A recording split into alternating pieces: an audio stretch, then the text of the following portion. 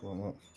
Devy Degens, welcome back to another episode of the Devy Degens, brought to you by Profiler Plus and Dynasty Degens. I'm here with a very special guest. Before we get into our intro and introduce him, let's just say we hope you are all having a happy Memorial Day, whether you're joining us or just excited, barbecue with the family. Hope y'all have a good time. But let's get into the intro and we'll get right back after this.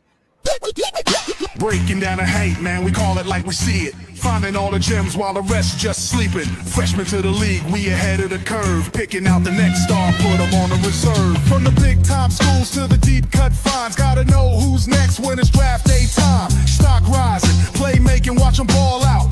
Devy Degens, yeah, no doubt. Yo, it's time to talk the future Devy style. Prospects rising, diamonds shining. Only the real ones grinding. Welcome to the Devy Degens, let's go. Let's go!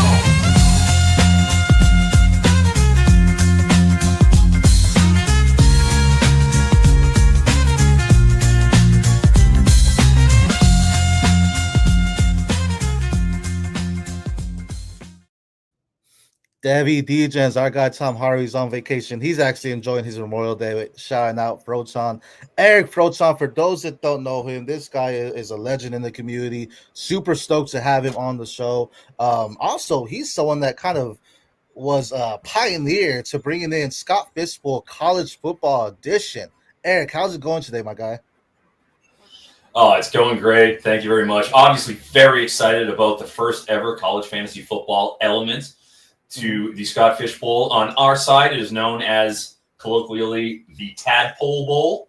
Since we can't do fish, obviously, there is only one Scott Fish. And since we're on the younger side, we figured we'd go in that direction. And rather than guppy or minnow, a tadpole. Yeah, there's not really a ring to it. So we went with the Tadpole Bowl, and we actually, for the Dynasty Degens here, and the Devy side, the Devy Degens. Yeah. On the Devy side, we're looking to add in a year or two, once we build up the college fantasy side.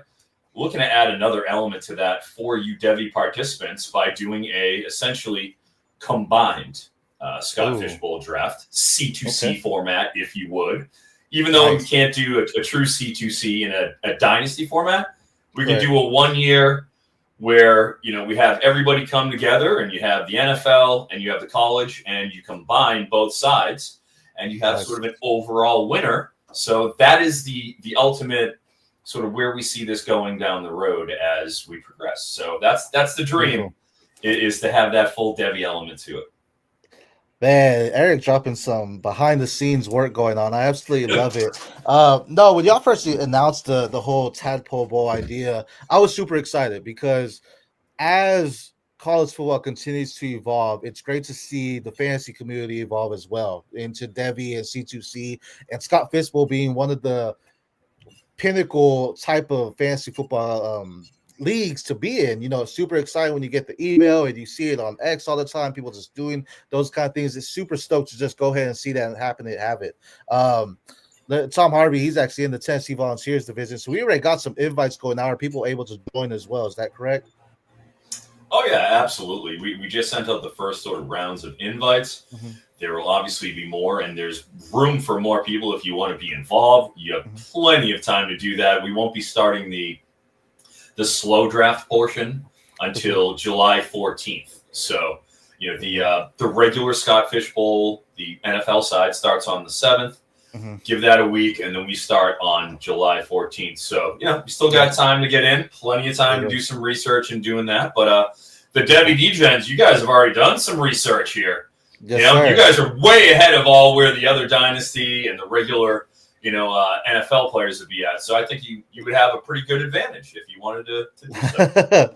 No, I appreciate it. I'm going to try to hopefully join the Oregon one. I did get the email. I need to sign up for it. I'll make sure. I know you tweeted out, so I'll make sure after the show to get that retweet going. So anyone following us, go ahead and follow Eric Froton, follow myself on X. So you can see how you can join or get a possible invite to join the Tadpole Bowl and also the Scott Fishbowl. Again, it's all for a great charity, for I think it's Toys for Tots, if I'm not mistaken, for Scott Fish at least. Fantasy Cares does a great thing every year, so obviously a very good thing to be a part of, and just fun to be involved in the community. I always love joining it because then you have different divisions you could join and you talk to different people and you really get to network out there. So great time to be a part of it. And I love that you are doing this and, seeing that the Scout Fish is growing into a Tadpole Bowl as well. Very excited.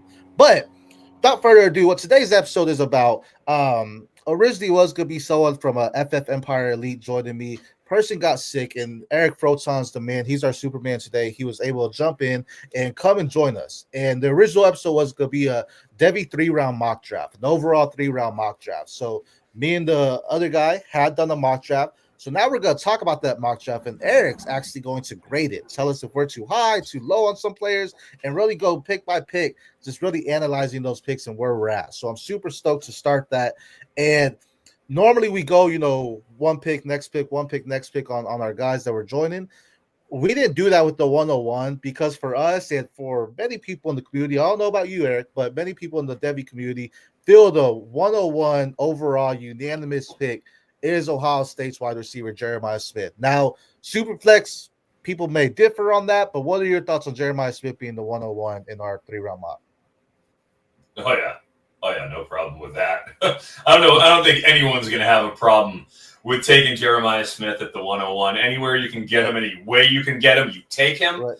And you thank your lucky stars that now you have a true Alpha X, one receiver that you know is coming to your team. It's as easy as it gets of a selection. I was lucky enough, last season to be at 2 seasons ago at the Elite 11 camp where Jeremiah Smith was there for day 2, and he absolutely tore the top off of everything. He was uncoverable to an extent that I hadn't seen in the 6 Elite 11s that I've been to from a high school player. Yeah. And just standing next to the kid.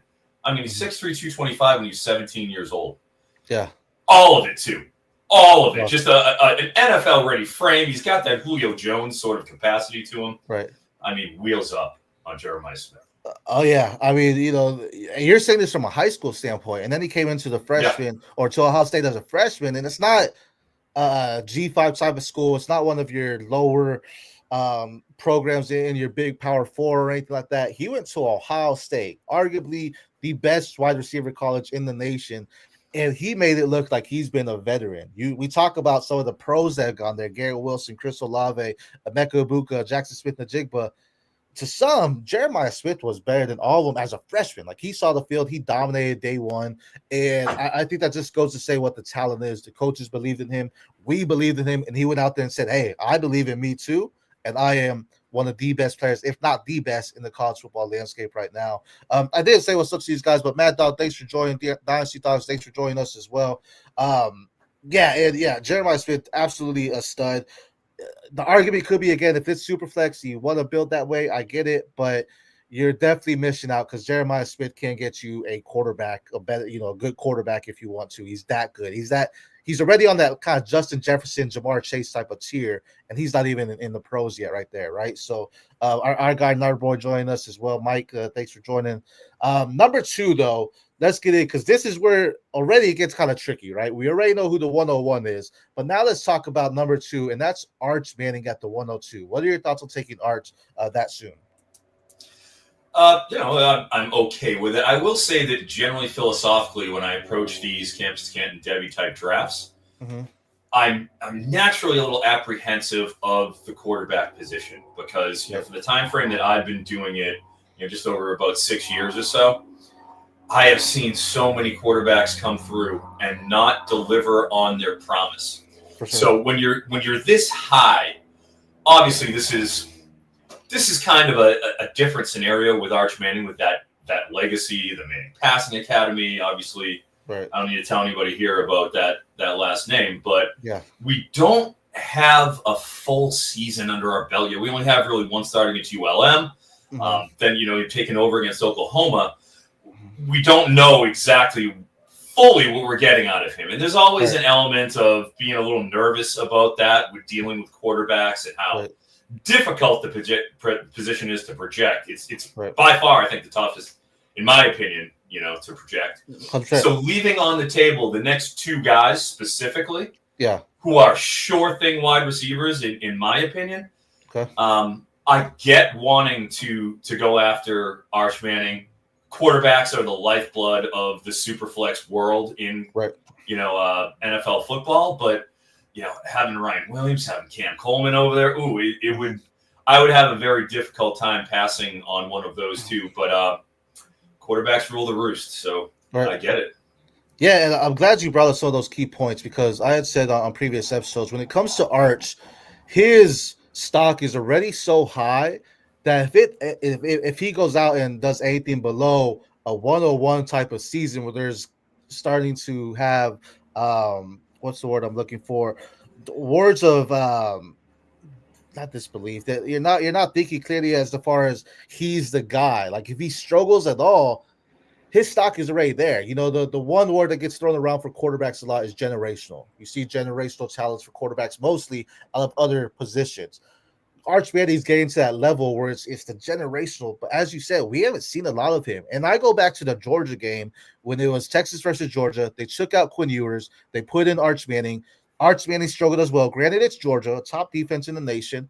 But it wasn't like, Arch is 100% better than Ewers was. Like it was like they were still struggling under the same boat. So there's a lot of question marks to have. And the real question is, you can say this about Shedeur Sanders as well. If he doesn't have the last name, are we talking about him as much? Right? Yeah, so I totally agree. And just keep in mind the graveyard of quarterbacks we've seen coming out of high school that you go, and if you over leverage yourself with the DJUs of the world, like Sam Howell had a lot of that to him as well. When he was coming out. There's always these sexy bonus babies. It's Spencer Rattler. Yep. QB1. I mean, we saw that. Now he's fighting to even be considered a starter amongst the New Orleans Saints. Yeah, fifth rounder, he could be gone tomorrow. So you see how quickly these quarterbacks can lose value and how, on the other side, guys like Jaden Daniels. Jaden Daniels is a year 5 quarterback. It took him 4 years of some up and down performance before he really hit his stride and obviously set the SEC record for most 20-yard plays in the history of the league. Yeah. So, I mean, he hit, but it takes time for these guys. If Arch goes out and has maybe not a spectacular first season, he still needs time. He probably get 2 years of starting experience in college. I think we probably see him come out in 27 too. And, we'll see how it goes. But he was used primarily in a running capacity. Yeah. In that first season where he really saw the field this year. It wasn't like he was out there gunslinging. So I'm very interested to see what we get out of him this year. And especially, goddamn, they're going to Ohio State to kick it off this year. It's Texas, Ohio State at the Horseshoe. What more do you want? Right. One, right? Yep. It's a dream matchup. That might answer our question on Arch versus Jeremiah, I guess, with the 101, 102 there, right? You talk about quarterbacks. I mean, Johnny Manziel, Tim Tebow, one of the best college quarterbacks there. Vince Young had a great Matt Leinart, and it is quickly how much they just dropped. So I don't forget Josh Rosen, number 10 overall pick. Yeah. Very next season, there goes Kyler Murray, number 1. So you got to be discerning about the quarterback is the one position where it's like they could be great college quarterbacks and it doesn't transition to the NFL because the NFL is a lot faster. They weren't able to really slow it down the way they needed to, and we see it happen time and time again. Luckily for Art, he is in the SEC. That's a conference that bleeds NFL talent year in, year out. Like we've talked about on this show, we can do a 10-round mock draft of just SEC players and still have more to talk about. That's how good that conference is. So luckily he is facing tough competition there. So it's exciting to see what he can do, but there's a lot more. Shout out Husker here. Go Big Red, loving the jersey. He knows a Lawrence Phillips jersey when he sees one. He knows what that is. Props to Huskers for it too. But yeah, I mean, Arch is definitely a lot, to consider. I get taking him there because the hype is there, and he could definitely have some good trade value if you're thinking about it like that. But just like that, I think he has a higher chance of falling than Jeremiah Smith or our next two. But let's talk about our next two guys here, actually, because you brought it up. Our next two, the 103 was Cam Coleman and the 104 was Ryan Williams. Talk to us about those two picks. Would you flip them there? Ooh. God, what a question that is. I think I lean Ryan Williams. I think I lean him just simply because, man, I just, when you see somebody do something that you've never seen before, right, in your entire life, like Ryan Williams with that floating down the sideline, you're throwing down the right sideline, floating in the air, locating the ball, high pointing it, grabbing it, stopping, like giving the Olay to the cornerback, and then just dancing his way down the field. Like, dude, that might have been the best play of the entire season last year from Ryan Williams. That was magic. Poetry in motion. Like, he's amazing. So the size differential is the one thing that kind of gives me a little hesitation. But with Cam Coleman, dude, it's not like I can sit here and say, oh, no, don't take Cam Coleman ahead of Ryan Williams. Look, I get it. I'm 6'2", 200, but just rocked up physically. And my God, his work on the perimeter was dazzling. Stop and goes, fades. I mean, shows the ability. He sets up defenders. He's manipulative. Right. In terms of the way he runs his routes, a physicality to separate. Back shoulder throws. He's an ace. He's so strong. And the same thing with Jeremiah Smith. They both have that same element of the physicality at the top of the route tree and being able to separate with physicality and win in that third stage of the route. Like, those guys are incredible in terms of the athleticism, what they can do. The one thing that I see with Cam Coleman, though, that I didn't see with Ryan Williams, and this is maybe just something because he's young. If you look at him when he's working the outside, unbelievable. Everything he's doing at that true X boundary position, he's there's very little to really pick apart. Be it hitches, the comebacks, the back shoulders, just going straight. If he wants to run a fly, he can do it all. He's winning off the line. Right. Where he has a hard time is crossing the field. If he's crossing the middle, he gets the yips because he knows the linebacker or the safety is coming over. And a lot of times it's on the quick slants. You see 3 drops that he has. He didn't have many, but 3 drops he had on those quick, inside moves where he's giving a quick shake, beating the guy off the line, having the separation about 2 yards, and the ball's delivered on time by Peyton Thorne, and he's bobbling it. Right. Or he takes the hit. You can see he's alligator arming it. He's shorting it.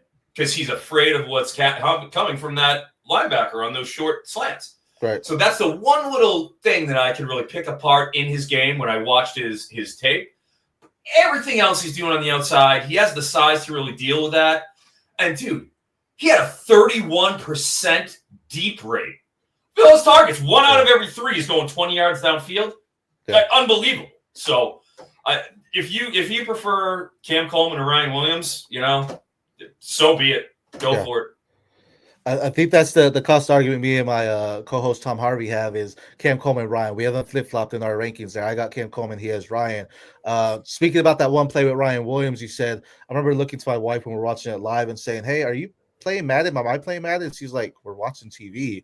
And I was like, are you sure? That looked like a play for Madden. That looks like stuff I do in Madden there with the back juke and then still spinning around, making a play, and then off the sideline, he gets the touchdown. That's something I do in the Super Bowl in Madden to get the last win, But Ryan was definitely phenomenal. As a 17-year-old, he's 18 now, I do believe. Absolutely star-studded talent. We've seen Alabama produce talented wide receivers as well. I have Cam Coleman slightly above simply because of what you said about him being the true X. He is that physical type of receiver. Granted, what you say about him going in the middle, it seems he doesn't want that contact, or he's afraid of getting those, I guess you could say, medicine balls in the type. Like, he doesn't want to get that hit drawing it, which I guess makes sense. But at the next level, as he progresses, I'd say that's just a freshman getting comfortable with it and saying, hey, those hits are going to come, and go with it, because he is a more physical, I feel he's a more possessional type of receiver, where Ryan Williams is a little bit more versatile in the sense of putting him in the slot, putting him outside, if you will, because of his size and his speed and his agility to be able to evade those tacklers in the open field. Cam Coleman's not really doing that as much. It could be on the quarterback play at Peyton Thornton, and now he gets Jackson Arnold or possibly Deuce Knight at the helm this year, so we might see a little bit difference in what he can do. And it's really tomato, apple, oranges, whatever you want, whoever you like. I think both of these are star-studded guys. Behind Jeremiah Smith, you really can't go wrong, and they'll definitely elevate as they grow. This was a true freshman year that we saw from both of them, and I was super excited to see it. This 2027 class for the wide receivers is going to be phenomenal. The top 10 out the gate are looking like they could be wide receiver ones in the NFL. Guys, 2027. Well, this is Devy. Luckily for Yeah. you guys, that's the beauty of Devy and obviously CCC. Like I love being involved with leagues that allow you to get guys before draft capital is assigned. That's how you evaluate how people look at these players. Right. Has draft capital been assigned? We're drafting before that has happened. Then you're real, and I respect you. I love the Devy, everything about Devy. So, yeah, I'm with you, brother. I'm with you. And as you said, as much as we're high on these guys, like we were talking about Arch, though, they can easily fall. I mean, that happens in our rookie drafts. We take, some guys 101, 102, and then they drop out the face of the earth second year of the NFL or something. So it happens. That's what's going on. But we're taking them in what we see at this point in time, and that's how we evaluate them. And then it's also part of the community and knowing when, hey, you got to trade them and get away because that hype's high, and it's like, hey, I got to get more for them at that point. But our next 3 picks here, that was our first 4. Our next 3 are actually quarterbacks. So we're going to lump these together as well. It's going to be 105 is DJ Lagway out of Florida, 106 LaNorris Sellers out of South Carolina, and 107 Garrett Nussmeier out of LSU. How do you feel about those 3 quarterbacks? Do we take Lagway too high? Or are you higher on Gus? Or where are you at on those 3 quarterbacks right there? Oh, boy. Yeah, we've got a few QBs right here. DJ going in front of LaNorris, I mean – I have a hard time with those two because I do think they're legitimate similarities. And I do like the 2 of them above Nuss because Nuss is 6'1", 200 pounds. I mean, his dad, obviously Doug Nussmeier, former NFL quarterback, well-renowned quarterback coach. So I feel great about Nuss from a development standpoint and, cerebral standpoint. I know that he can do it, and that's important, obviously. But the physical tools that he's working with don't comp in the same way that Lagway and Sellers, these big arms, the mobility on both of them. And I think right now I might prefer, it's close between the 2. I might prefer Sellers and just, it's tight. But I know he can move a little better than Lagway. At least I trust him a little bit in that sense. And with DJ, he's still so raw. Right. There's still a long way to go with him. So, I mean, this year is going to go a long way towards determining which one of the 2 is the alpha because it's close. Right. But I will say, in DJ's favor, freshman comes in, Graham Mertz gets hurt. He's thrown right in. Right. Thrown right in. And that's a daunting task for anybody coming up. Referencing the Elite 11, I saw DJ. I got a chance to look at him up close for 3 straight days, the previous year, and I got a chance to talk to him too. So like he was a guy like you don't get to talk to everybody. I had a good solid 10-15 minute conversation with DJ, nice. And it's important to me because you just get a feel for kids. Yeah. I had a great feel. Walking away from talking to him, I had a really good feeling about DJ Lagway in terms of him as a person, how dedicated he is, where he's coming from, mentally. Squared away kid is how he comes off to you. And that's as a 17-year-old, at the Elite 11 camp. Just went out, and I think I talked to him after day 2, and he didn't have a great day 2. Mm-hmm. That's something that kind of people missed on. There was the accuracy challenge that he didn't hit, throwing through the hoops. He didn't hit as many as he wanted to. So there was an element of when I was talking, he was a little frustrated in terms of, and it's just like it's a drill. Right. Because he came out in day 3 and he lit up the 7s portion of everything. And he looked great. He was settled in. But there was that little, seeing him as he's kind of going through like, I didn't have the best day. I wish I could have done this a little better. And he's going through it, and he's very reflective, and he's, criticizing his own performance. He isn't like, I'm great. Like, he's a humble, centered type kid. I think he's going to be great. But it's very close between those 2. Nice. Love it. I love that you had a chance to have DJ Lagway talk to. He's one of my favorite quarterbacks right now because I do have high hopes in what he can do. As a freshman, I saw the glimpses of success there. And there is one interview I saw where they talk about what was your wake-up call going into the college football. And he was like, my first day at practice, I threw 4 interceptions. And normally you hear people talk about the game specifically because this was after the season. And, they'll talk about a specific game. And he was like, no, day one, when I got in there, threw 4 interceptions during practice, I was like, okay, this is different. And he was like, what I did, I went back to the film room. I studied what I did in practice, and I went back there and developed and learned from that as well. So you love to see that. LaNorris Sellers has the size and the mobility. I mean, I know people like the Anthony Richardson idea. I feel he's a little bit more accurate than Anthony Richardson as far as the short and intermediate throws. He can fine tune his deep throws a little bit, but he still has that strong arm that can hit those as well. But the mobility is there. And I feel as he's progressing, we're seeing a little bit more comfortability in the pocket for him to want to be able to not necessarily run, but actually just sit in the pocket, trust his blockers, and say, hey, I'm going to deliver even if I know I'm about to get hit here as well. Nussmeier, you hit it on the money with that developmental trajectory is there, knowing who his dad is, knowing where he's coming from, staying at LSU another year. He has better wide receivers this year, in my opinion, now too. So there's definitely some arm. I think Nussmeier might have the best touch out of these 3 guys here when it comes to the deep ball throws because he is more of your pocket, centric quarterback where he's not really trying to escape or anything. He can, but he's more centered in the pocket and saying, hey, I'm just going to deliver these throws. So he's maybe able to fine tune that a little bit more. When it comes to these 3, I really love the upside in all of them. I think all of them have the ability to be one of the first quarterbacks potentially taken off the board or at least a top 10 pick because of that talent. Obviously, we need to see how this year plays out, what happens. Again, we've seen guys that do great and then they don't get the trajectory. And maybe what you brought up about the interviews, we don't know what goes on during the NFL Combine in those interviews as well. Sometimes that drops a guy too, just on the answers they give. So that's a lot of things that happen. But you saying you talked to Lagway before he was even in college, that Elite 11, you saw that kind of driven mentality for him to already be in a drill, be disappointed. Imagine what he goes through during the games when he has a bad game and he's like, no, I'm about to light the world on fire now in my next game after this game, right? So absolutely low. And on talent-wise, I do think just in terms of raw velocity, power, I think DJ's got a more powerful arm than LaNorris too. So there's always that. Mm-hmm. Yeah, I think people are hesitant on him because we saw Anthony Richardson just come from Florida. Granted, Anthony Richardson didn't have as many games under his belt, but because Anthony Richardson's skyrocketed in the rankings, and then all of a sudden now, I mean, people are trying to just get him off their team. People may be a little bit more hesitant on that. Again, Tim Tebow, we brought up him, looked great. People are a little bit more hesitant. So maybe that Florida quarterback idea is scaring people off, but he's something different. I absolutely love him. He actually went to Willis High School in Willis, Texas. Did a great job in high school as well. So shout out my Texas athletes, but absolutely star. I love what he can do, and I'm excited to see what he can do as well. Potentially 2027 draft, maybe 2028 if he stays out again. So I'm excited to see what he could do there. Now, our next one, this is actually our only running back taken in the first round here.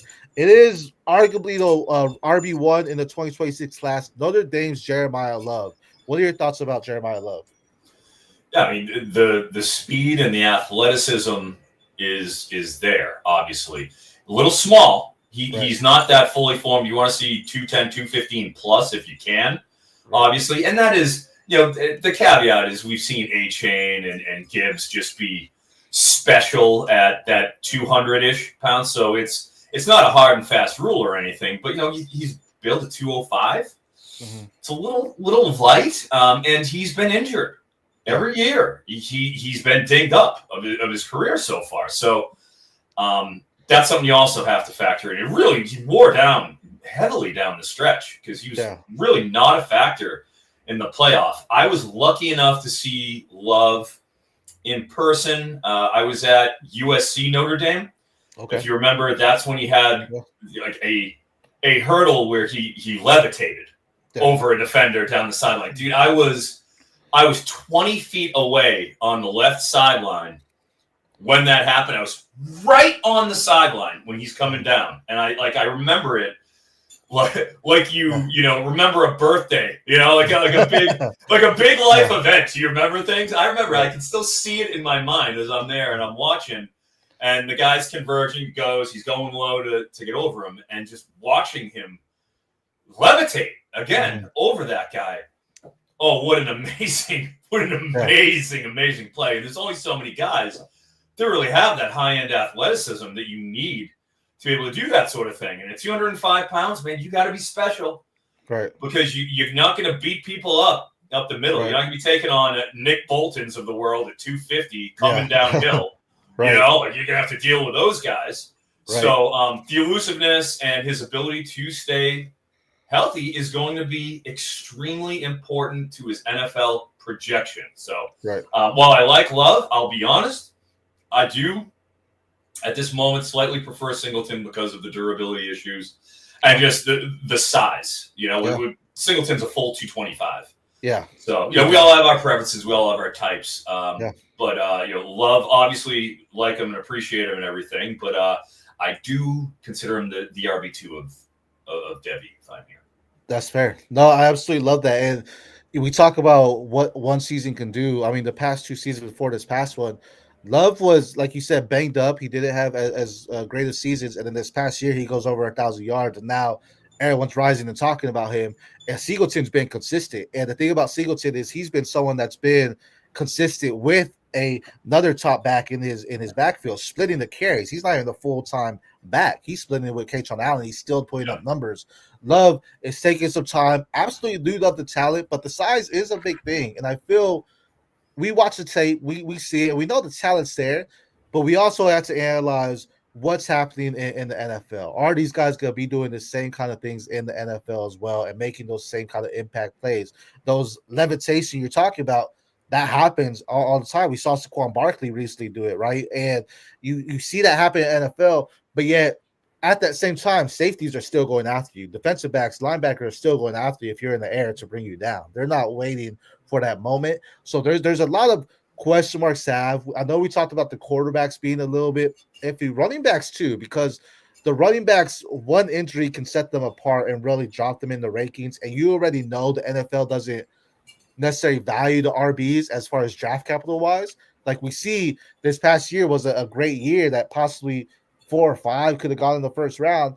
Yeah, a lot dropped. Some that we had in day 2 projections dropped to day 3. Does that mean they're not good? No, it's just they know the durability isn't long lasting for the running backs, and it is a quarterback or a wide receiver or an offensive lineman than the running back, right? Because they know the running backs get beat up. They're the one position that consistently you're going to get hit within the first 5 yards, probably. At least your point of contact is in the first 5 yards. So there's something about it that you really have to have that strength, that size to be able to get to that next level. So taking Love here, I understand it because the movement and the talent is there. But as you mentioned, that size does become a factor. And it's like, why take Love here when you could take a Singleton, a Darius Taylor, maybe Makai Hughes, someone later on?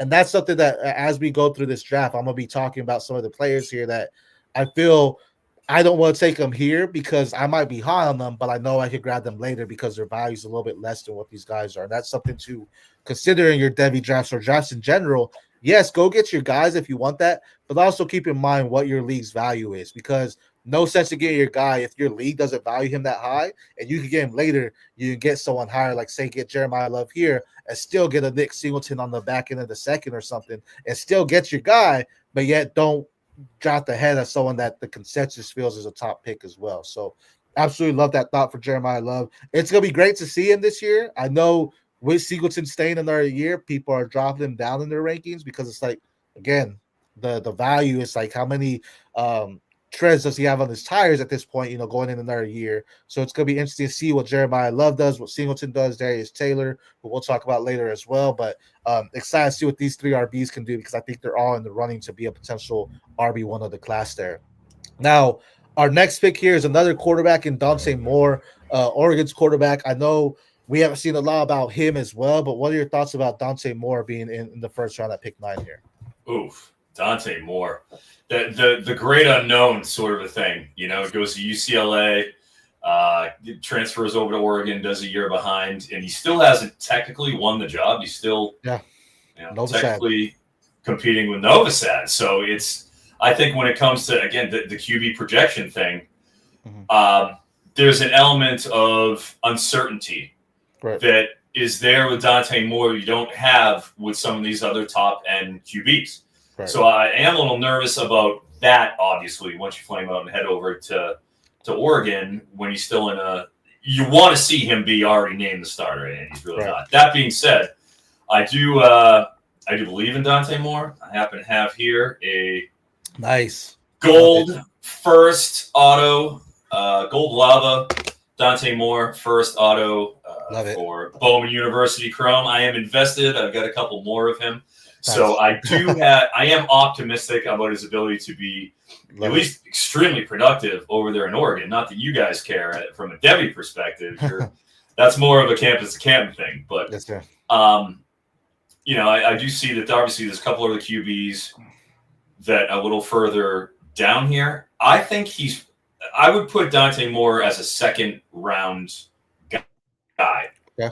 Just simply because there's, we'll get to a quarterback who's coming after this. I think is a little more of a sure thing and is further along in his development, so that if I was going to bank on him, I'd probably go this direction.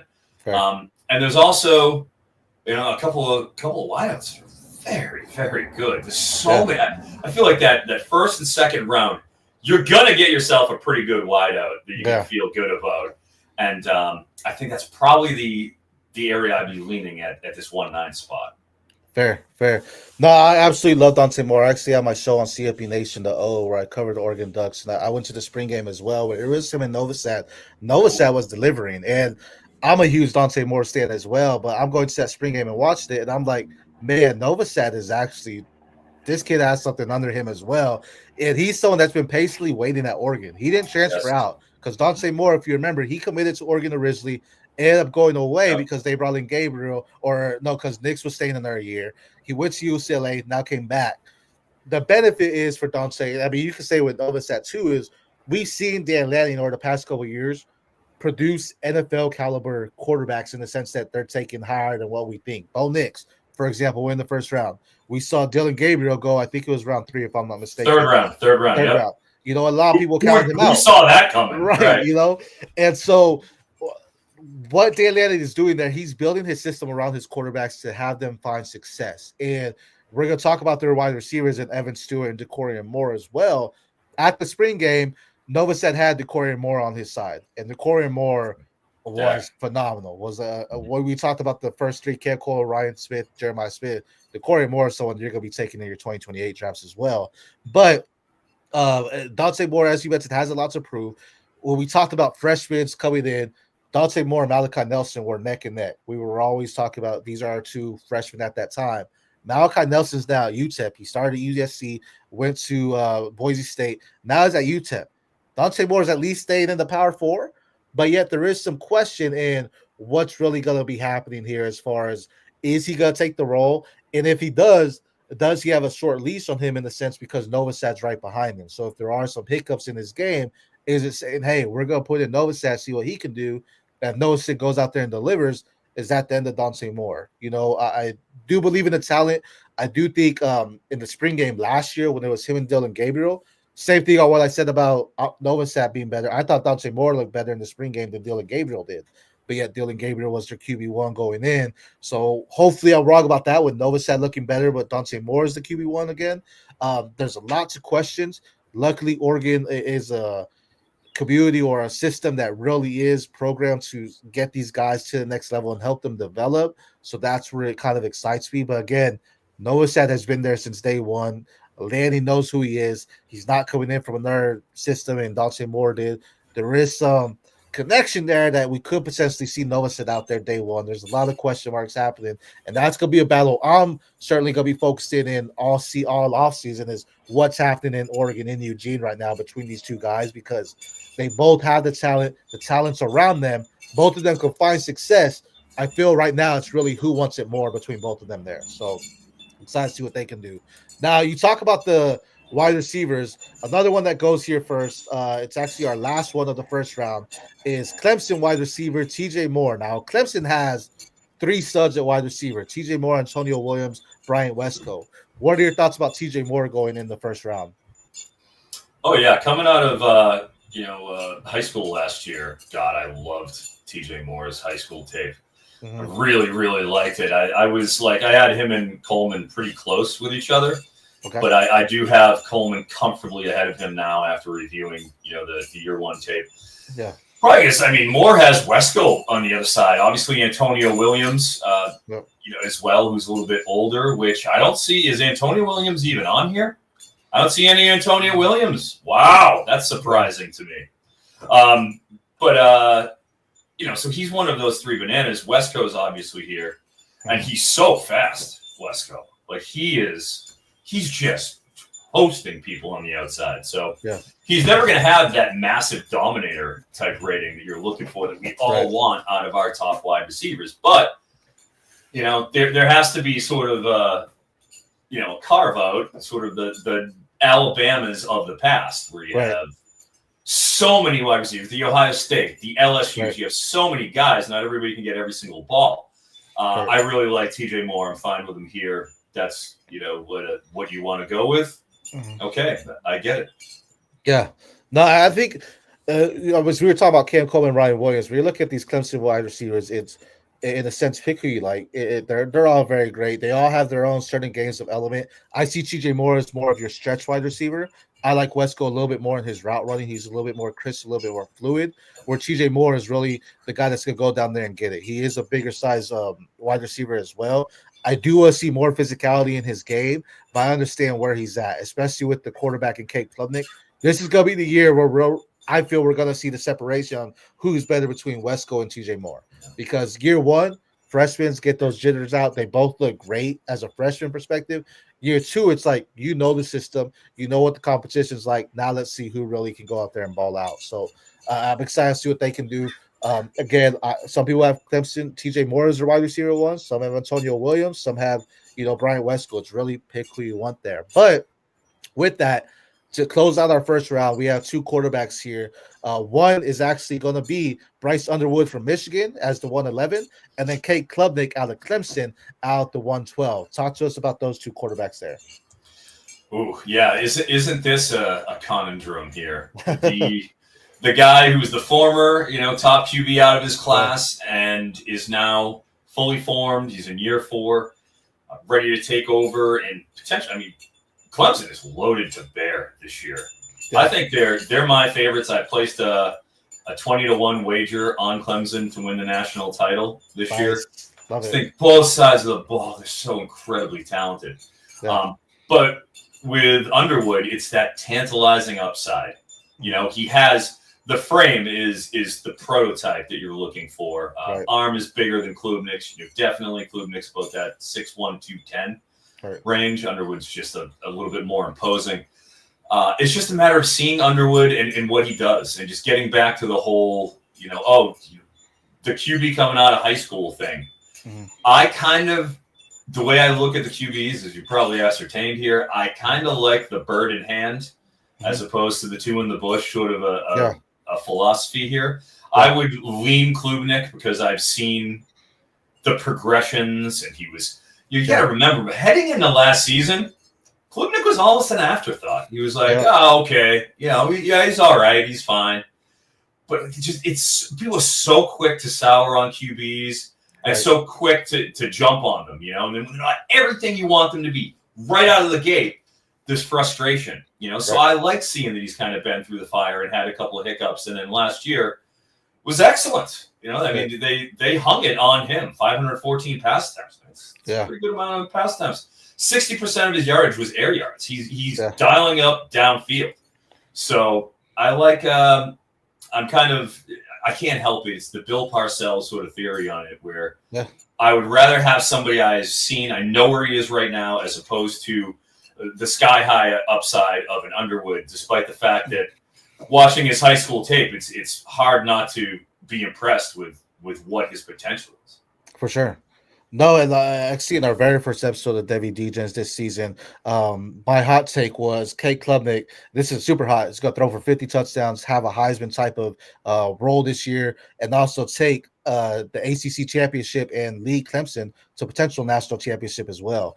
And that goes to everything you just said. And we've seen the development. As you mentioned, he was an afterthought. He dropped out of rankings basically last year before the season. This next year, we see him, and it's like, okay, Clemson built around him. They got rid of their running that they had Phil Maffa last year after losing Will Shipley the year before. They have Gideon Davis coming in as a freshman, but it's really Klubnik's game. And he really went in last season saying, hey, I'm the leader here. I'm the guy that's in control. I am taking charge. And he did that last year. And now he has his 3 wide receivers coming back. It's only going to elevate theirs even better. He's not someone that has been – we talked about Spencer Rattler earlier. Spencer Rattler was also a top prospect, went up and down. Klubnik has stayed with the team and has consistently gotten better, in my opinion, even though it's not what we want as far as, the top prospects or anything like that. But you brought up Jaden Daniels, 5 years. People took a shot on him, but no one was necessarily talking about him. They were talking about Klubnik this whole time, and yet he's consistently going through that adversity and being better and getting better year over year. And this is a year where he could potentially be the QB1 of the class. I mean, we know the talent's there and what he can do. A lot needs to happen this season for him, but he's still in the running to be one of those top quarterbacks. Bryce Underwood, he looks like he's going to be the guy at Michigan day one. He has the size. He has what you want, a dual threat capability. He has the arm talent to be a top prospect as well. Harder to adjust those freshmen because a lot of times they could be great in high school, go into college, especially a team like Michigan that's playing in the Big Ten where their physicality is really on their defense and their front seven. That goes into saying a lot. So it's going to be exciting to see what he can do there. It's really going to take some time, I think, to develop him as far as helping build the system around him and the wide receivers they have to help produce for him. But this was a tomato type of pick because Underwood, I think, might have more hype. Klubnik right now has a little bit more uncertainty or unfavoritism because we've seen the ungreat things, but we've seen the great. Underwood, we're just excited about the great to come. So his draft stock can drop heavily, where if Klubnik has a bad game or two, it's just like, okay, we've seen this, he can bounce back. Underwood has a bad game or two, it's like, wait, we have uncertainties now. Now his value can drop drastically as well there. Yeah, certainly. And keep in mind, too, with Klubnik, I am a little biased. I am invested in Klubnik. I'm invested in Klubnik. Gold, 1/50 autograph, gold autograph. I can't help it. I picked it up before the season last year. Dude, his stuff was going so cheap last year. I didn't know last season. Nobody cared. Nobody cared. And here we are. It just goes to show how volatile that QB market can be. And what you saying that last season, that's the Devy draft stock, right? The Devy draft stock, you take advantage of those players that drop. If Jeremiah Smith has a bad year for whatever reason, please go buy him, right? That's the thing. They can drop. They could have one good year. Next year, they do nothing. Maybe it's injury or maybe they're just having some coverage issues or the quarterback's not delivering. Go invest in that, and that's how you really adjust the Devy draft stock. Take advantage of those capital. Great find there, getting that Klubnik autograph 1/50. Because again, I have him as a Heisman candidate this year. If he wins that, you just got a huge upgrade there with that pick there. So I love it. Now, keep in mind, hey, if you're going to be doing those shopping in the card markets, hitting for those Bowman firsts, just remember that there's those post-hype QBs that you can get pretty cheap heading into the season that have lost a little shine. And those guys are the ones you need to be targeting to go up. Jackson Dart's a great example of that too, where he was nothing. I had a Jackson Dart gold I picked up for $20 2 years ago, and it's the same principle. So QBs draw the most on these markets, and they're also the most volatile. So I like hitting the post-type sleepers. Yeah, no, I absolutely love that. That's excellent advice there too. Take advantage of the downfall potentially because upside could be better too. You gotta take your shot. You win some, you lose some there. Now we went through our first round. Let me go recap it real quick for the viewers here. Our first round was a unanimous Jeremiah Smith. Then we had Arch Manning, Cam Coleman, Ryan Williams, DJ Lagway, LaNorris Sellers, Garrett Nussmeier, Jeremiah Love, Dante Moore, TJ Moore, Bryce Underwood, Cade Klubnik. Now, with that first round, how would you grade that first round? Because I know there were some guys you were higher on, some guys you said, hey, we're taking legs. How would you grade that first round overall?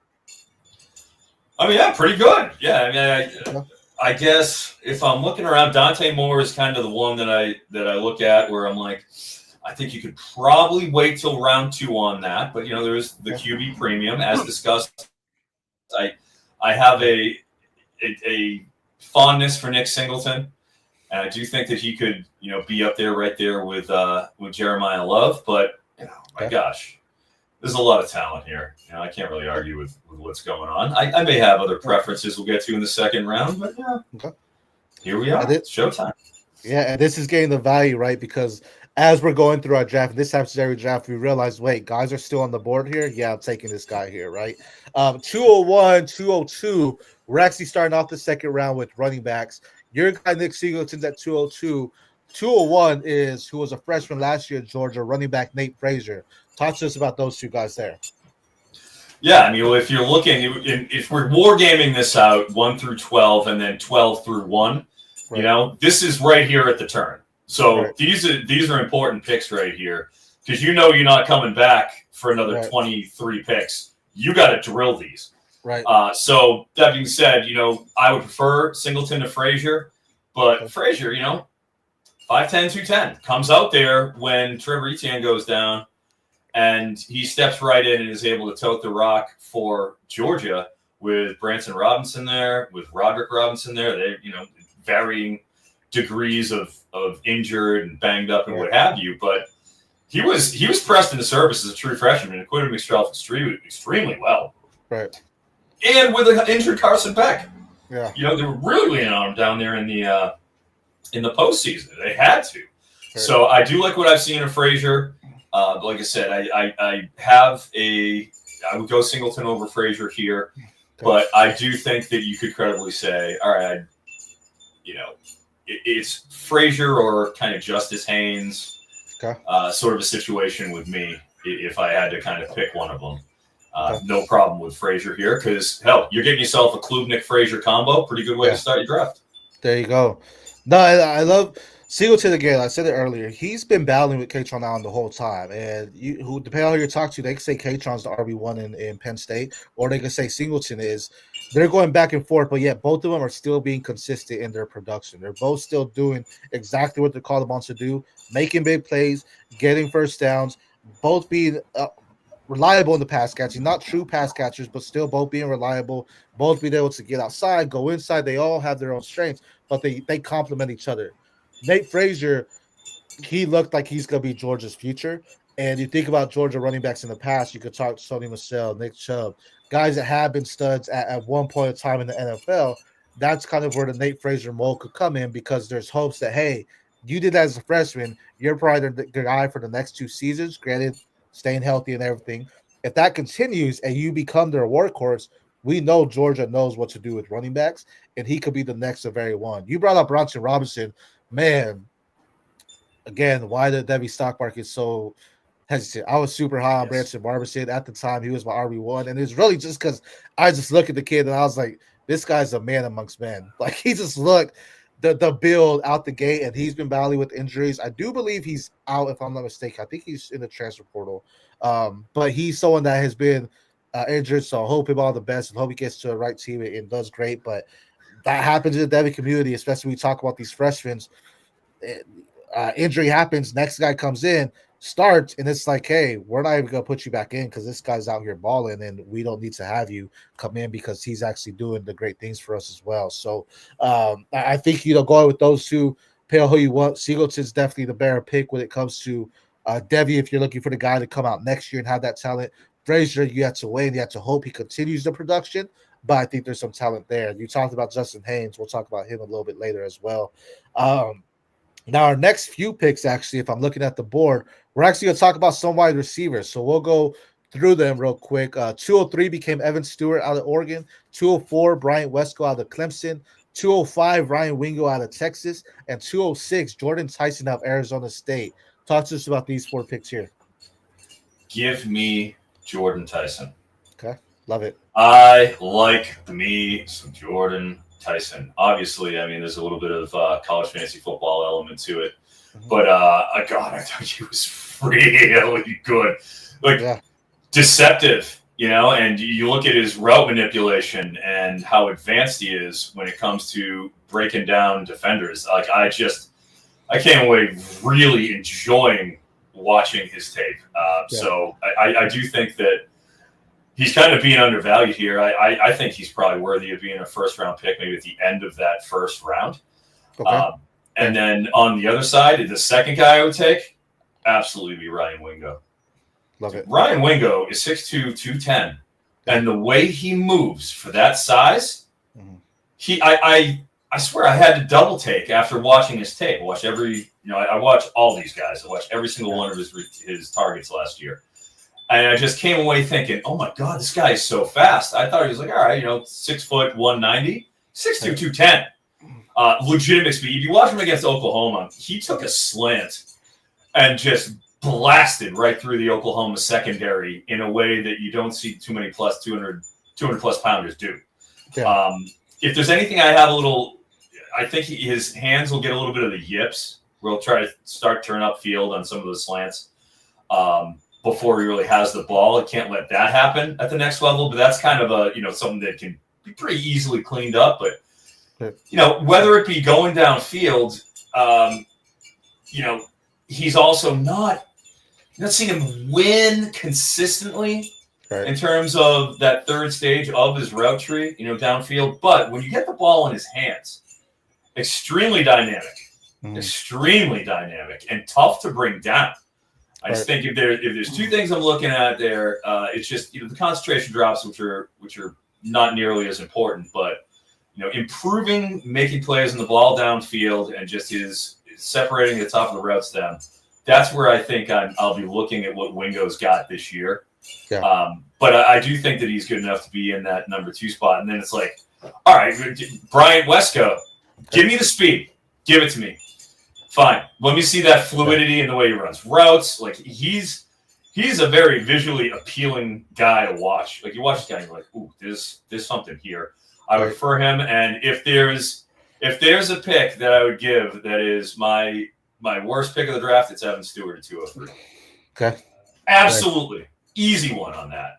But he's small, slight, 6 foot 175. Now, you're going to be 175. You better be Devontae Smith. Yeah. You know what I mean? Like he doesn't play with exceptional leverage. 613 yards last year, 12.8 yards per catch. Yeah. Am I really excited about that? He only broke 3 tackles. Again, that's the 270, the 175.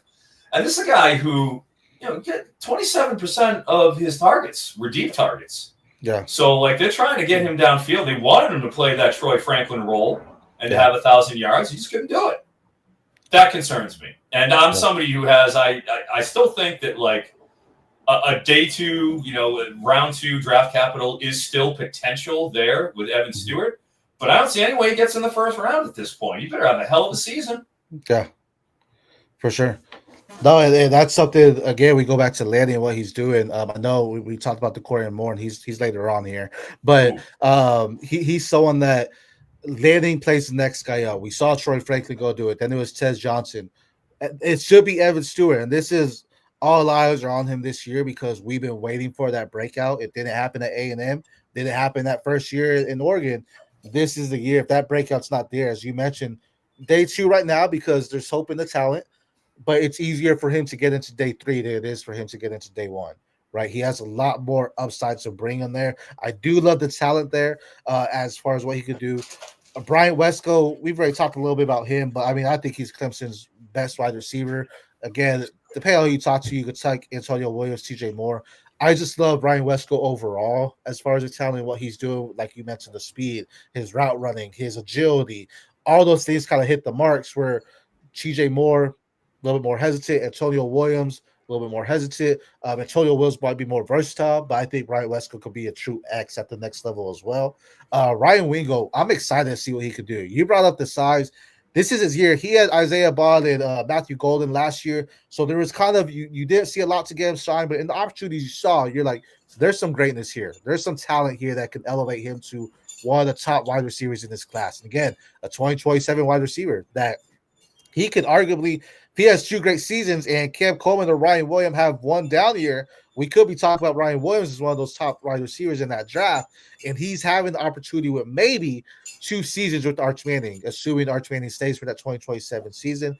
Grant, they have 2 freshmen coming in that look great as well. So there's some loud competition going on in Texas, but Ryan Wingo looks like a sure thing. Jordan Tyson, one of the best route runners you'll watch when you watch his tape.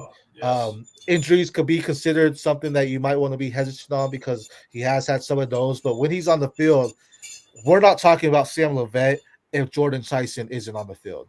That's how good he is. He's one of those type of wide receivers where he's very crisp, very solid. He runs his slants very, very smooth. Like he'll cut someone with the way he runs his slants on how sharp it is. He is very dynamic. He goes out there and makes those plays. He's a go-getter with the ball. He's gonna be the wide receiver that goes out there and stretches to make sure he can bring the ball down. He is gonna fight for every inch when he has the ball in his hands. Absolutely love him as a talent. And I think why he slipped on the draft is because injuries have been a concern. It's been something we've been watching for, but he's slowly growing up in the draft process as well to be one of the top wide receivers. Some people have him as the wide receiver one of next year's class as well. So again, depending on who you're talking to, there's a lot of upside to bring with Jordan Tyson as well. So that slump of 4 wide receivers there. Evan Stewart, highest one. You said worst pick. I can agree with that because we haven't seen it yet. We were waiting for the breakout. So the potential with him being in Oregon and having the breakout as far as what we've seen. Says Johnson had a great year, but still went pick 7. And he was slightly less as undersized compared to Evan Stewart. So there is potential that if Evan Stewart has a great season, he still is a day 3 pick because it hasn't been consistent production. I think right now, out of these guys, I love me some Brian Wesco. Jordan Tyson looks great. I think Ryan Wingo's the sure thing. Where R1, there could be some hesitation on him. Again, Wesco has competition in his room. Wingo should be the alpha, saying the veteran, the leader there at this point, where Jordan Tyson is the only one. But again, those injuries could bring him around. Evan Stewart has happened. Right now, one season, last season, Ryan Wingo seems like the sure thing going forward. Well, there are guys, I think there's potential and heavy talent there, but there's some things where it might cross the it's like, okay, yeah, this is why I didn't take him or why they weren't high on this pick or anything like that as well. Or Wingo, I could see him going into the first round as well of Devy drafts there. Now, our next pick here is another running back. I brought up his name earlier, potential RB1 of the season, but also we talk about injuries. This guy's had it. Darius Taylor out of Minnesota at 207. What are your thoughts on him? Yeah, I watched a ton of Darius Taylor last week. I actually did some of my work on him, and I have to say, 6'1", 215 is where he builds, right where you want him to be. A nice slide step, good following his blockers, explosive, but not like doesn't have the big high-end 4.4 speed. I don't think he's going to be in that sort of a range, but I do think, low 4.5s is probably what we're looking at. And given the physicality, the rocked up frame, I really like the projectability. You want to see him, as you mentioned, give us a good, solid 200 plus, 220 carry season here this year and really put a stamp on his draft stock. That's what we're looking for, because there still is an element of projection with Darius Taylor. I don't feel like there are with some of the running backs that we saw that were taken ahead of him. But man, I got no problem with him at 2.7. Yeah. I think again, we talked about Tyson with the injury. Taylor's the same way. We need to see that full season for him, because if you look at his freshman season, it was 6 games. He had like 700 yards. Oh, he's awesome. And he's awesome. If we have that for a full season, I mean, he's much bigger than Achane, but think about Achane and that kind of trajectory and what he did. 6 games, he was an RB5, RB6 overall in 6 games. Darius Taylor could be that, but imagine if he has a full 12, 13 games under his belt, what he could do if he's doing that every single game. Again, running back position, you're constantly getting hit every single down within the first 5 yards. You're probably getting at least some point of contact. So he's going to get knocked around. Hopefully he wins the offseason, got healthy, got some better nutrition, maybe anything that could just make sure he sustains that health throughout the season. Or maybe just not give him as many opportunities in the game and have some games where he's coming out, taking the breather, getting some rest, and then going back in there. So every down he's out there, he's showing his explosiveness and what he can do. As you mentioned, the cuts are phenomenal. He's making guys miss left and right. The speed isn't the home run, but he can win on a foot race in some cases against some of the guys. So you do have everything you want in a running back. We just need to see that full season. But I absolutely love Darius Taylor and what he can do. This next guy is a quarterback, and I've actually comped him to a Lamar Jackson, is freshman out of Alabama, Keelan Russell. Now, Keelan Russell, he might not be the starter day one. It could be Ty Simpson. It could be Austin Mack, depending on who you're talking to. I know there's a battle going on in Alabama. What are your thoughts on the freshman out of Alabama, though, Keelan Russell? Yeah, it's pronounced Keelan. Keelan. And the reason why I know that, not trying to be a dick. Sorry about that. No, But just want to help. I only know that because, again, he's another Elite 11 guy. I was there last year and had an opportunity to watch him. And not only did I get to watch Keelan Russell, I spent pretty much all of day 3 walking the sidelines with his quarterback coach and talking with his private quarterback coach tutor, who's a guy who's formerly on staff at Alabama, extremely knowledgeable, very, very a serious dude when it comes to talking about his profession. I learned a lot talking about him. He talked about the culture at Alabama, talked about how Nick Saban ran his practices. We got into a lot of different stuff. But the point I'm getting at here is he told me, and he's done as he's tutored a lot of QBs, a lot of top end guys. He said Keelan Russell is the smartest QB he's ever coached or tutored in his entire life. Nice. Now, when you couple the type of athleticism that you're talking about with your comp to Lamar Jackson, with the fact that I even think it's the athleticism, I totally get that comp to Lamar Jackson, but his ability to throw, he can throw. He's got a really good arm. I don't look at him as just, a straight dual threat. I look at him as being a kid who he ripped those 7-on-7s, man. Yeah. Nice. Ripped them. I watched the full 20 throw pro day drill. Mm-hmm. He's good. He's really, really good. So I love Keelan Russell. I think he's, in terms of seeing him, everybody was there last year except for Bryce Underwood. I got to see everybody there with Keelan Russell, and he was the best guy in the camp. Finding out how smart he is, learning about him. I talked to him a little bit and, got a feel for him a little bit. Oh, man, wheels up on Keelan Russell. Wheels up. I do think, year one could be tough to come in there and take the Alabama QB room as a true freshman in, the system that we're talking about there with DeBoer. Yeah. You probably want a guy who's a little more developed, at least to start off there. For sure. But I could see him overtaking Ty Simpson by the end of the season. I think that's very much in play. Yeah, 100%. No, one, thank you for correcting me. I'm not the greatest with names. So, A1, I do butcher. Dude, I've heard it's not just you. I feel bad. Yeah. Everybody has called him Keelan Russell, and I know for a fact it's Keelan just because I heard Keelan maybe 50 times over the course of that 3-day span. So I'm it's drilled into my head. I just wanted to try to help. No, I appreciate that. That's going to do wonders for me moving forward, especially because he's going to be a quarterback we're talking about for the next 3 years at the college. Hell yeah, you will. But speaking on him, I mean, the cut to Lamar Jackson was more on his short intermediate throws and the speed and the athleticism he has, because as you mentioned, the deep throws are there as well. I mean, you talk about him and Bryce Underwood, both of them have those arm talents to do it. And you brought the whole, I love that you brought this up. You said it's not looking to be a dual threat quarterback. And to be honest, I think we transitioned into a realm where quarterbacks do want to be a dual threat, yet we also transitioned into a realm where quarterbacks don't want to be deemed a dual threat quarterback. They want to say, hey, I'm a pocket quarterback. I can deliver in here, but I can also escape the pocket as well if you need me to. But I'd rather just be in the pocket and deliver. I think we're seeing more and more on that as we come from the high school to the college of these freshmen coming in, that they're saying, hey, I had the mobility to escape and make the play, but I'd rather pass to my receiver and make them get the play downfield as well. Keelan looks phenomenal. He looks like a stud. You did mention you think he could beat out Ty Simpson. Does that mean you're over him and Austin Mack already, though, correct? Oh, geez, I can't help but be extremely excited about what Keelan Russell has to offer. Okay. Thinking about what he could do in the Kalen DeBoer system, my gosh, that's what I want to see. That's what I think all of us really want to see. And it's not nothing against Austin Mack, but you remember Austin Mack reclassified, went to Washington, followed DeBoer over here. So he's done his time. It's certainly in play that one of those two other guys could win the job. I think they probably will. I think you'll have at least an apprenticeship thing for Keelan to start the season. But as the season goes on, I think I could envision him supplanting one of those two if they slip. Because Kalen, DeBoer, he's ruthless. He doesn't care. He will put the best guy in. And with Keelan Russell coming in, he's the future. He doesn't want him to walk.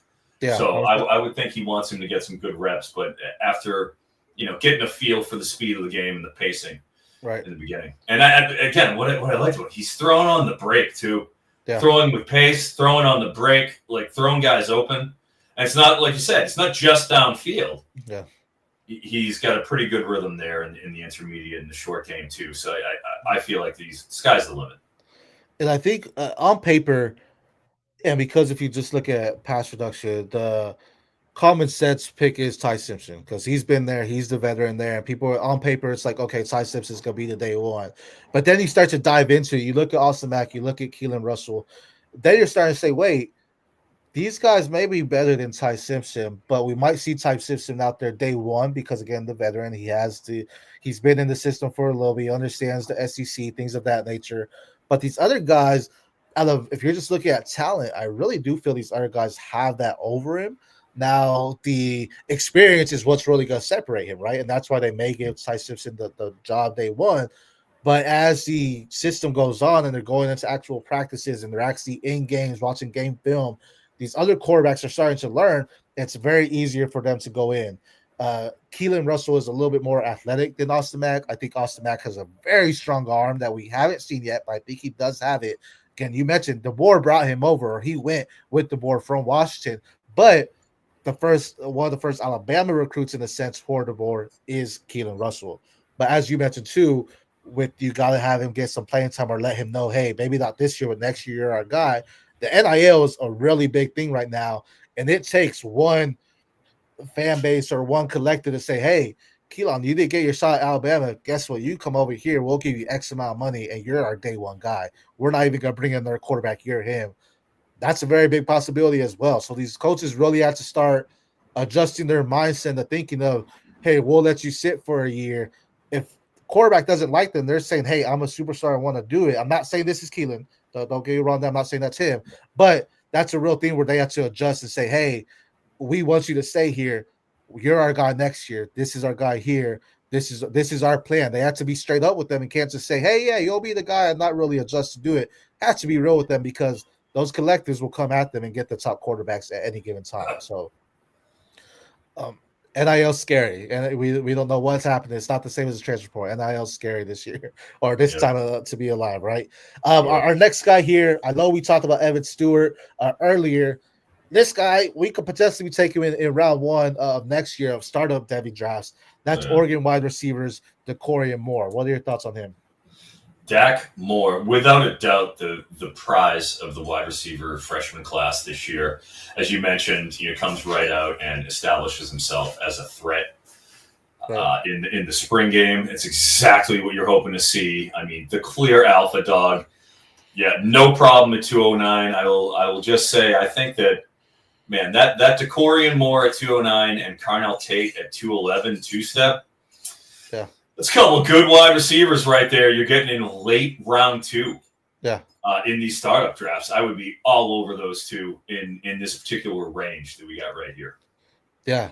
No, I mean, we would talk about Carnell as well. I mean, wide receiver I think he's being overlooked because you have Jeremiah Smith there, right? But Carnell Tate has stuck it out. He's been a guy that's consistently been one of the guys and gotten better year over year. He's a physical type of wide receiver. He's not going to be stretching the field as much as what Jeremiah Smith does. He has more aggression when it comes to his route runnings, I feel like, and he has stronger hands, I feel like, as well.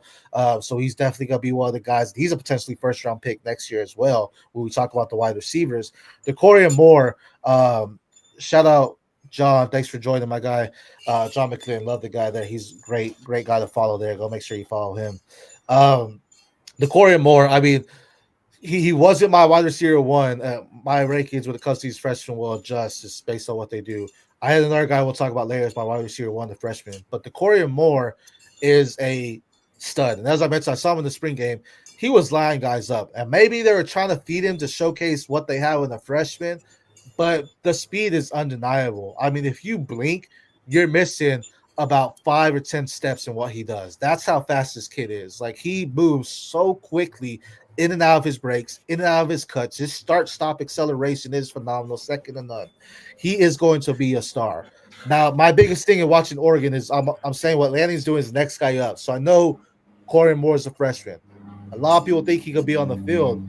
they have a deep wide receiver room as well. If you want to talk Yeah. about Evan Stewart, you want to talk about Gary Bryant Jr., Jeremiah McClellan, Jerrion Dickey even. They have guys there where Decory Moore will see the field. I don't know if it's going to be as much as what we want to see in year one, but he is the future in Oregon. And I have Evan Stewart as the one there because, again, next guy up, and this should be Evan Stewart's year, but it could be not. And with Decory Moore, I think it's just not a matter of the talent's not there. I think it's just Dan Lanning knows, hey, these guys have been here. They know what the system is. They know what we're looking for. Corey Moore, you'll go out there and get it, but these guys will run the show for the majority, and you're going to be our big play type of guy. We're going to put you in on these big plays we had drawn out specifically for you. Go do your magic, but yet these other guys will see in the all-around offense and what we're trying to run as well. That's my personal thoughts with Decory Moore is, but I absolutely understand why everyone is high on him. The talent is there.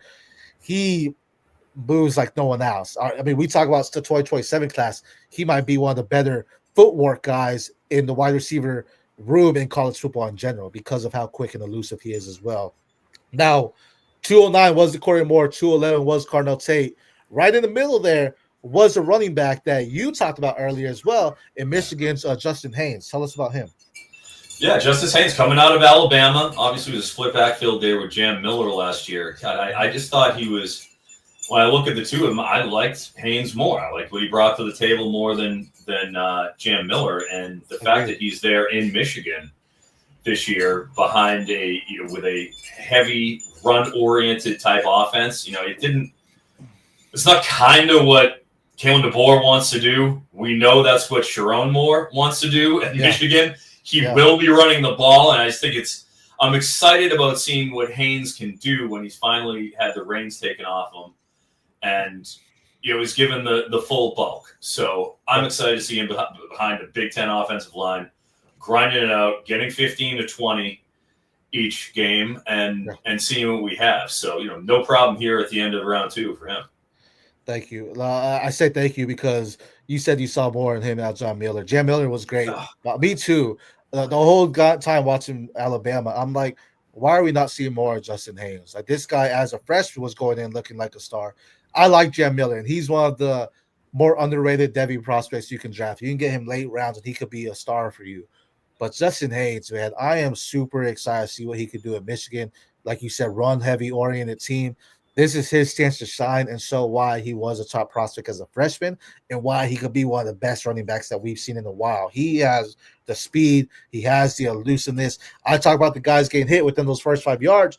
Justin Haynes, in a sense, doesn't because he is so elusive in making guys miss that he has that speed to do it and go and move forward. So knowing what Michigan has done with their running backs, we weren't talking about Khalil Mullins, and Khalil Mullins looked like a stud last year.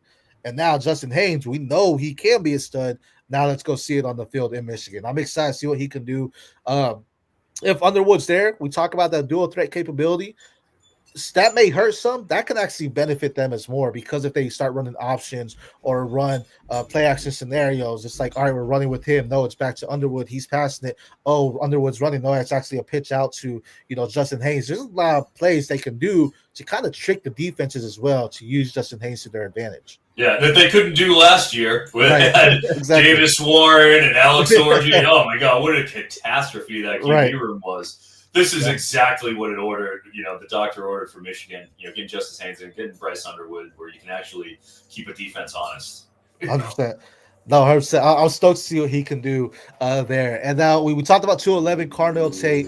Again, I think he's an underrated wide receiver because he's behind Jeremiah Smith, but he's going to be a star-studded guy there. And he's someone that can be a first-round pick, I think, as well. Maybe day 2, but I think he has the potential.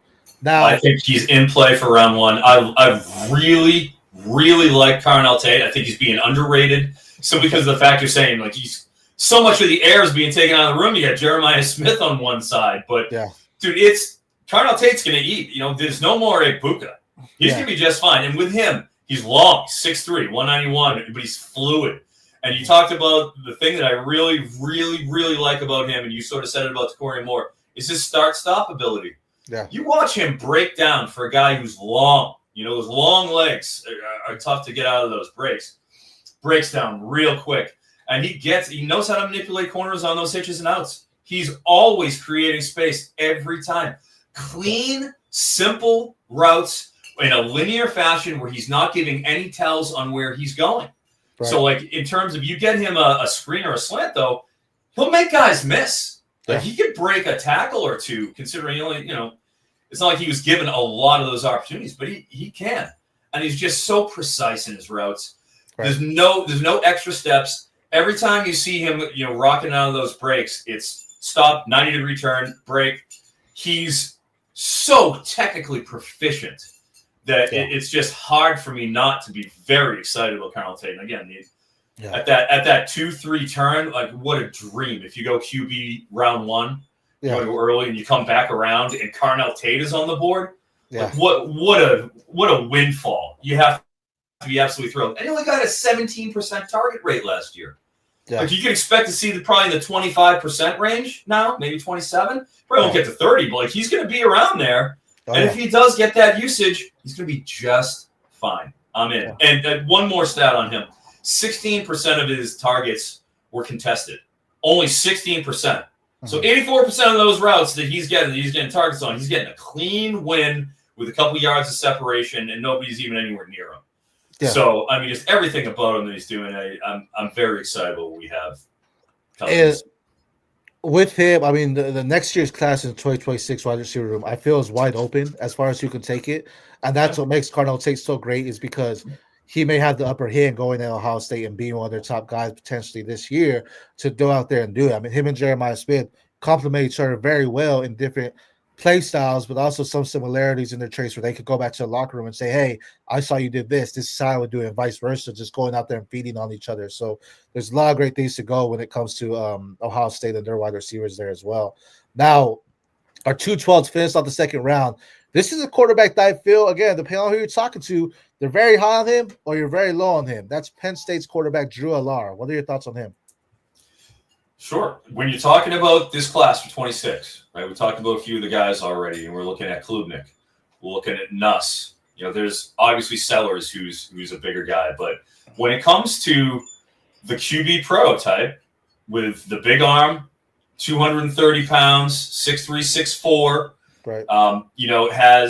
He can see the field. You see him making his progressions. If there's anything I had that there was a critique of Aller from last year, it's anything being a little clunky going through his reads, but he makes them. Like, he's there. He's very deliberate about his reads. If you go and you watch him, he's there. He's sequential. So he's doing it, and he's going through it, and he's able to kind of something I really like seeing from college QBs is when the pocket is clouded. You have all this chaos going on around you. He stays calm, and he trusts his reads, and he goes through it. So he keeps his eyes downfield, even when he's breaking pocket. And I just feel like with that skill set, with the prototype frame, with the big arm, I think is the best arm, probably pure power of the 26 group. Right. I mean, you're getting Drew Aller at the end of the second round, beginning of the third, and he could very well end up being, if not likely, being a first-round quarterback, just like Klubnik, just like Nussmeier, just like Sellers, and those guys are all first-round picks going a full round earlier. I think it's a great deal you're getting here with Aller. Yeah. Especially Penn State could win the Natty this year. Yeah. Incredible. This is their year. When you look at Aller, I think people overlook him because we talked about their running backs earlier, and Kaytron and Nick Singleton. They know they're a run-heavy team. Aller's still doing it, and he's doing it with wide receivers where it's a little bit – you're questioning the wide receiver room, but he's still making some big plays. And maybe when you talk about the reads, it's because the wide receivers aren't doing what they got to do to actually make the plays or get open as well in the open coverage. So there's a lot of things that go on there to see him as well. Penn State, there you go. He says it's locked. A lot of things can happen there with Drew Aller and him. I think he has potential to rise up to the first round. You said prototypical size is there, has the arm strength to go out there and make it happen as well. If he goes into the Natty and wins, I think that locks him into a first round type of candidate. If Penn State falls off and doesn't get into the playoffs, let's say, then we're talking about, okay, this may drop in as well. I don't see that happening. I think they're talking about transitioning to just straight rankings in the playoffs. That's a whole different discussion for college football, but it's getting exciting to see what they're trying to do and adjust to make sure, all right, everyone's getting the fair advantage here as far as what we're doing in the playoffs as well. It's ongoing though for him as well. Now we did through. Let's go a recap of our second round here. We went Nate Frazier at 201, then Nick Singleton, Evan Stewart, Brian Wesco, Ryan Wingo, Jordan Tyson, Darius Taylor, Keelan Russell, DeCarry Moore, Justin Haynes, Cardinal Tate, and Drew Aller. What are your thoughts on the second round there? Pretty damn good second round. As stated, I have to belabor the point on Evan Stewart, but I think every other guy that you're looking at here has major talent. So I mean, sure. However, if that's how you want it in, that's good. I'm a little, if there's a surprise, it's Aller. I'm a little surprised that Aller's, down there where he's so close to being drafted. There's still projection with Keelan Russell. Right. But I just don't feel like there's as much with Aller, and you're going to get him right out of the gate, especially if you're doing a Devy startup.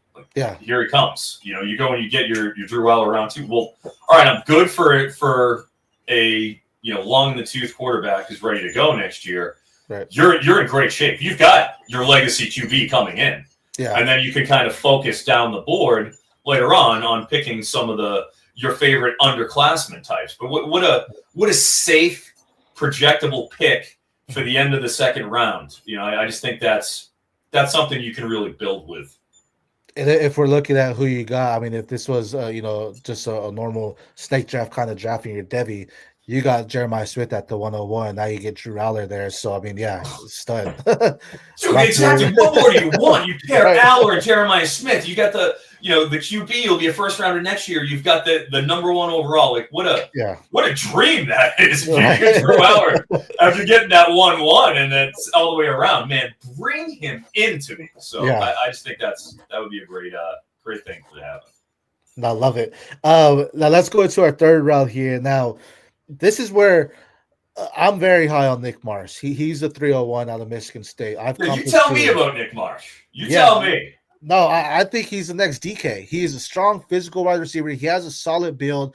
He's very fast. People are overlooking him because he's at Michigan State. It's not one of your top premier programs in the Big Ten. But he has every physical tool you need to have a true alpha wide receiver. And I think he could go up there and move to a potential top 5, if not top 3. Again, we see the down year from Coleman or Williams to have him move up. Now, being at Michigan State, it's going to be a little bit harder. But he is their one. Aiden Childs is the quarterback there.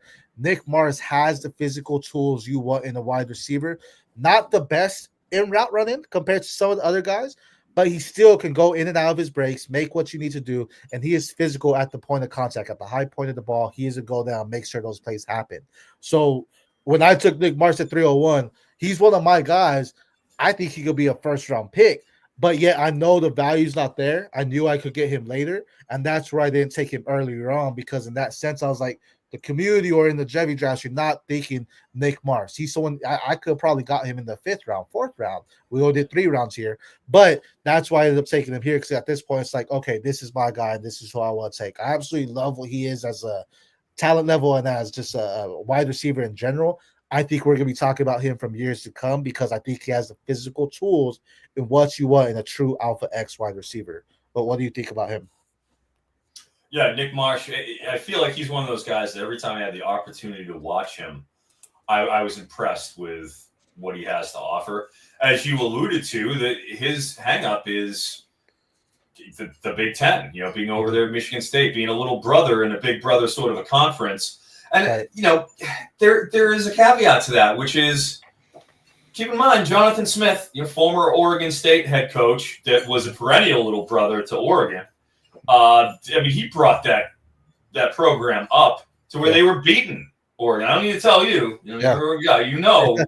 what they were capable of, that Oregon State team under Jonathan Smith. So then he goes and just heads over to Michigan State. Last year was year 1, and it was obviously, I think it's fair. It's not even year 1. I feel like he was a year 0 coming in from Mel Tucker. Just a totally different deal. Had to pick up a lot of pieces, a lot of portal stuff. He had to deal with a lot of changeover. Yeah. Going there to Michigan State in a tumultuous situation. So, he was put behind the 8 ball last year. I feel like you can give them a mulligan. Still, Childs comes over. You got Aiden Childs. You know, you got Jack Velling. Velling had 60 targets last year at tight end. Underrated. Yeah. Very underrated. Like, I think, especially from a college fantasy standpoint this year, I think Velling, he's currently going off the board at tight end 22. I think he's a TE1, and you're looking at probably day 2 draft capital for him next year. If things hit the way that in year 2, once now that everything's settled, he's got all his personnel. They didn't get smashed by the portal. All those guys are still there. Jonathan Smith's a solid coach. I believe in Jonathan Smith. I believe in Michigan State coming around and being much better this season. And frankly, the most important part of that on the offensive side of Michigan State is Nick Marsh. They need Nick Marsh to be able to win on the outside and downfield, to open up that middle for Jack Velling, and to help Aiden Childs develop. And if he can, wait till next year. They're a contender in the Big Ten next year in 26 if they square it away this year, in my opinion. Yeah, and maybe they need, you brought up their tight end in Velling, you brought up Nick Marsh. Maybe they need that other guy opposite of Nick Marsh to really go up there and help that open up the field a little bit more. Aiden Childs did come from Oregon State, so Smith did, recruit him and said, hey, I'm going to Michigan State. I'm going to bring you over here now, and that happened. Aiden Childs was a great quarterback out of California as well. He did some great things there, did phenomenal on the West Coast, going to Michigan State. As you mentioned, sometimes Oregon, we see little brother beat up on big brother. So as we mentioned, Michigan State, it's harder for people to watch. But if they go in and beat Michigan, and Nick Marsh has a great game against Michigan, there you go, and make a big play in there as well. So I absolutely love what he can do. I think if it doesn't happen this year, we might end up seeing him transfer out to go to a bigger program because he does have the stats or the size and the talent to be a top wide receiver. But at this point, I think he's undervalued, and that's one guy in the wide receiver room, especially we talk about the 2027 class, where I'm like, you want to go get Nick Marsh. He is a guy that's going to rise the boards. He's a guy we're going to be talking about, again, everything you want in a true alpha X wide receiver. Again, DK Metcalf, that's my comp to him. I absolutely love his talent there. We do have a question here for you, Froton. Our guy at Dynasty Degens actually asked, Klubnik or Aller, who's the better pro? Oh, Klubnik or Aller? I am going to go with Aller on this one. I like Klubnik. Obviously, you saw it. I'm invested in Klubnik. I'm also invested in Aller, too. Don't get me wrong. And again, dude, it's funny the parallels between those two in terms of how they were viewed coming into the season. Both of them had a little stink on them. Neither of them is fully shined up and polished. It was coming into last year and expected to be just everything. Like, we're just go and search Twitter, search X, and see all the critiques you got of Aller and Klubnik's game heading into last season. And it was just a complete 180 from everybody. So just remember this when you're just hearing guys just getting smashed as QBs. Yeah. Be skeptical. Always remember, there's room for growth in QBs. Yeah. There's always a second act for these guys after they go and make adjustments. You're going to have a tough time at some point. Right. It's quarterback. You're going to have growing pains. Don't give up too quickly when the signs are there. And given just the frame and everything, I mean, I got to go Aller. I have to. I feel like his upside's bigger. There you go. I love it. When it comes to that, Klubnik, I feel like, has gone through more adversity to be a starting quarterback for him. Aller, if we're talking about just physicality and the tools, Aller may have that pro level, but Klubnik has consistently progressed year over year for me. That's really a tough one. I might go Klubnik because I feel he's already been through the battles, where if he ends up going through those same battles, he's already said, hey, I've done this before, I could overcome that. Where Aller, I don't know if he's really been through the battles. It's just he's been consistent enough at Penn State to say, hey, we're a good team. But I don't know if it's been elevation or downfall. He's just been in the middle saying, hey, I'm a good quarterback. So I think the upside might be with Klubnik in the sense that he's gone through those type of struggles where it's been like, hey, I've had down years, but I bounced back. Aller, I wouldn't even say he's had down years. I've said he's had good years, but he hasn't had great years either. So he's kind of just been in the middle, but he could be a solid starter for you at that next level as well. More of a safer bet. But I think Klubnik, if the right coach gets him, can adjust him to be that pro-level type of quarterback that they want as well. Now, when we go to, speaking of quarterbacks, actually, our 302, we talked about him a little bit earlier, but Arizona State's quarterback, Sam Levet. What are your thoughts on him? Sam Levitt. I would say arguably the biggest riser of any quarterback, 100%. period, in 2025. I mean, just an absolute rocket ship. Because remember, Levitt was at Michigan State. Yep. He was a Tucker guy. And then, he transfers out for last season, heads over to Arizona State. And, man, he didn't have much buzz coming into last year. Yeah. Have any? What do we know? He's just a standard 4-star QB who got ran out of a Big Ten team, right? And went over to Arizona State. He comes in, and oh my gosh, was I impressed with Sam Levitt last year? Yeah, love it. Love the way he runs the offense. He's mobile too. Like you get him outside the pocket, and he's dangerous. He's pretty damn good throwing on the move. Runs. He's conservative. Kenny Dillingham, just any quarterback who has the opportunity to work with Kenny Dillingham over there at Arizona State is going to be better off for it. You just have an incredible offensive mind to work with. And if you go and watch some of his stuff, what he does is clean. He's making good reads, making good decisions. I do think that, accuracy-wise, I feel like there is room to grow a little bit. I watched him against Mississippi State, and he missed some throws. And watching Jordan Tyson as well, he missed Jordan Tyson more than a couple times downfield. Jordan Tyson's streaking buck naked down the field. He's there.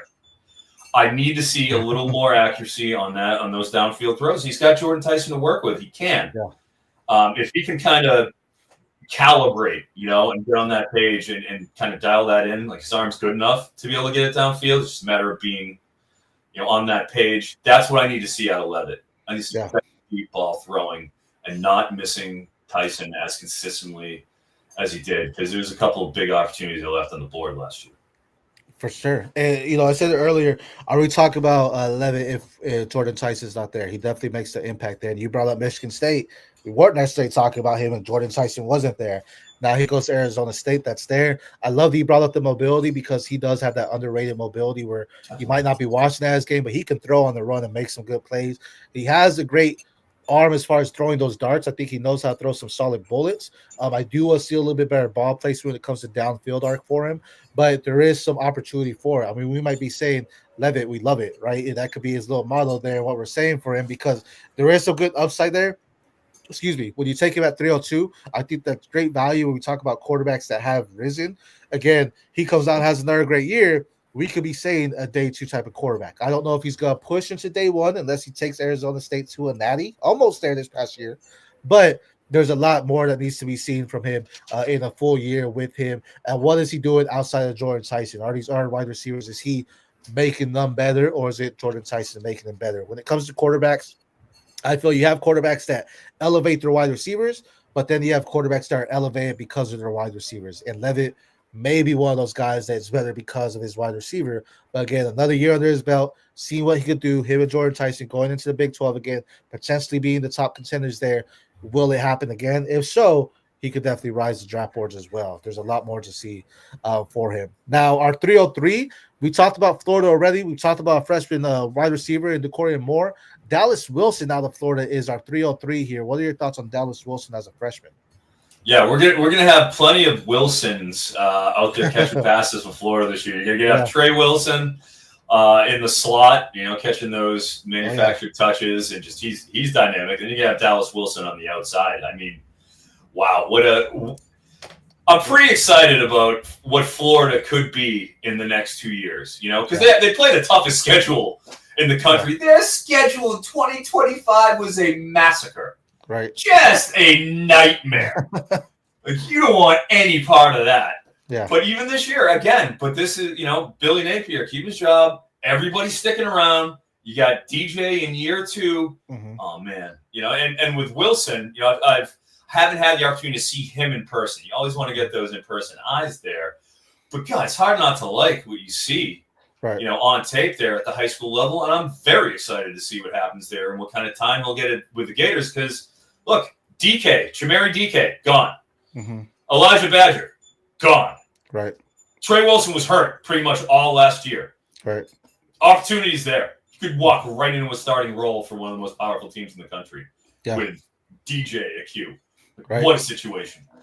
Yeah, we talk about the upside with DJ Lagway. A lot of that could be with Dallas Wilson coming in there and being their guy. I mean, me and Tommy have said he could potentially be, you just said too, the wide receiver one for the team. Being in the SEC, that's a lot to swallow as far as being the top guy. But we did just see Ryan Williams be a national favorite, national fan favorite when it comes to SEC wide receivers. Dallas Wilson, bigger wide receiver, but still moves like Orion Williams as well, has those skill sets to go out there and do some great things as well. So I'm excited to see what he can do in a tough schedule.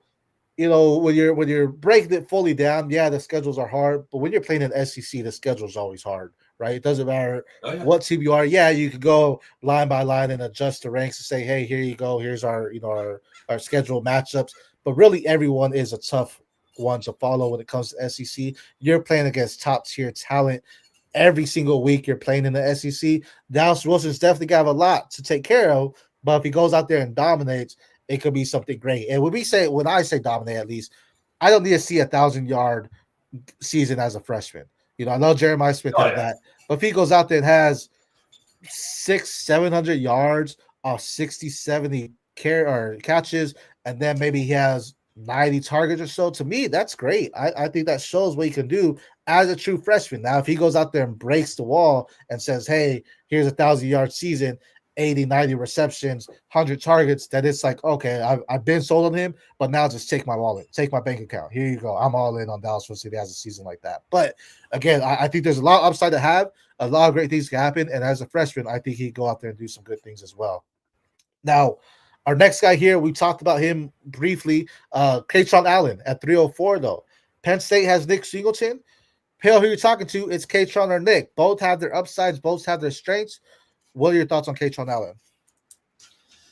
I feel like Kaytron Allen is a good, solid, RB2, compliment to Nick Singleton. You saw Singleton catch a lot of passes last year, which is something I wanted to see out of him. Yeah. And so explosive with the ability to do so. With Kaytron, just a steady presence behind him or, alongside him.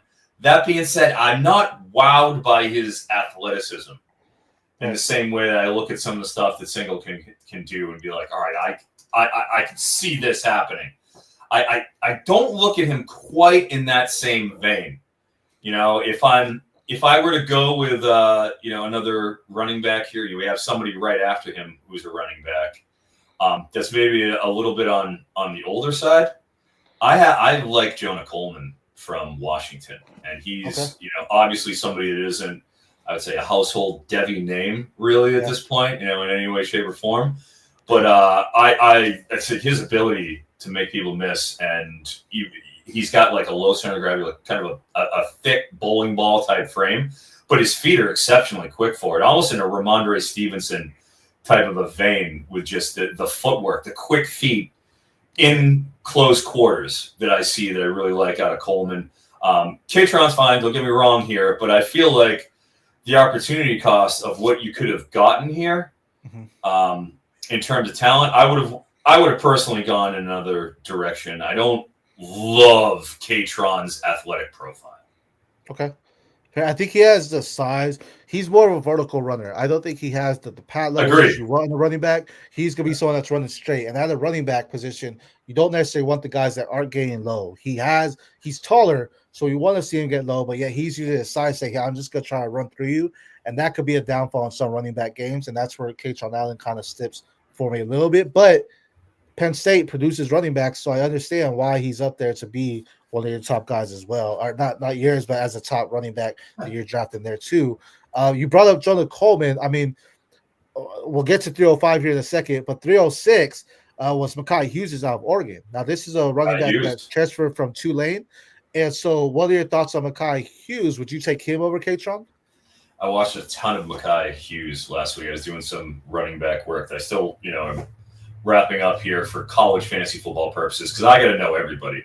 I have to see them all. So it's not like I have this luxury to be like, I'm just going to watch them. No, I got to watch them all. But I watched a lot of him at Tulane last year. And it's funny. I watched him and Darius Taylor back to back. And oh my gosh, you look at the feet on, the agility on Makai Hughes. He's built at 5'11", 210. I hope he is. If he's 210 pounds, and not like he looks on tape to me to be like a little slight in the hips. Like he doesn't have the big legs. Yeah. Oh God, if he's 210, the agility and his ability to hit the slide step, to square people up in the hole, and like face them up so that they don't, have no idea which way he's going, and then just break off quickly in whichever direction.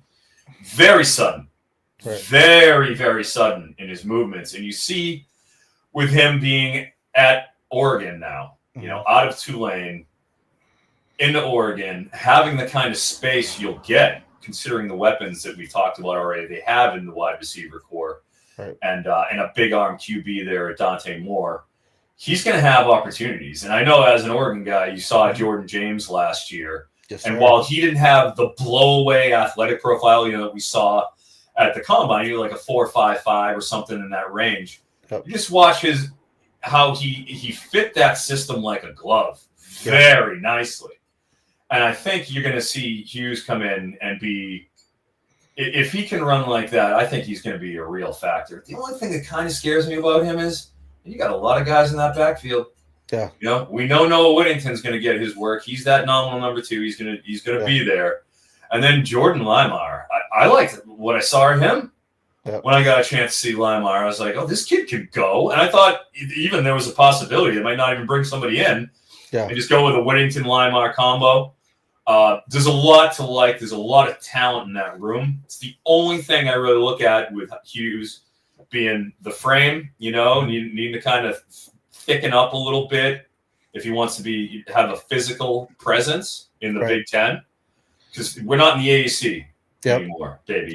You're going to be dealing with some dudes. Oh, yeah. So those are the things I look at with Hughes, but like the speed, the agility, the ability to make people miss and to break those long run explosives, he's got that. And that's what you want to see to project into the next level. So I'm cool with Hughes here. Yeah, and with Hughes, you brought up the running back room. When they go take someone in transfer portal, I feel they need that position, right? Or they feel they need something extra. So them getting Makai Hughes there, knowing Noah Whittington is there, knowing Jaden Lamar is there. They had DeJean Riggs. They brought in 2 running backs in De'Ara Hill and Jordan Davison as freshmen. It's a solid room, but landing one's competition there. Makai Hughes has been consistent. I think 1,300 yards his first season, just over 14 his second season. The production is there. The pad level is there. Has the speed. I think what Landon's seeing in the Big Ten, and something I said a lot last year, was they didn't find their identity in the Big Ten. They were still kind of going in the Pac-12 type of playing style, where it took them some games to find their identity as a Big Ten type of team.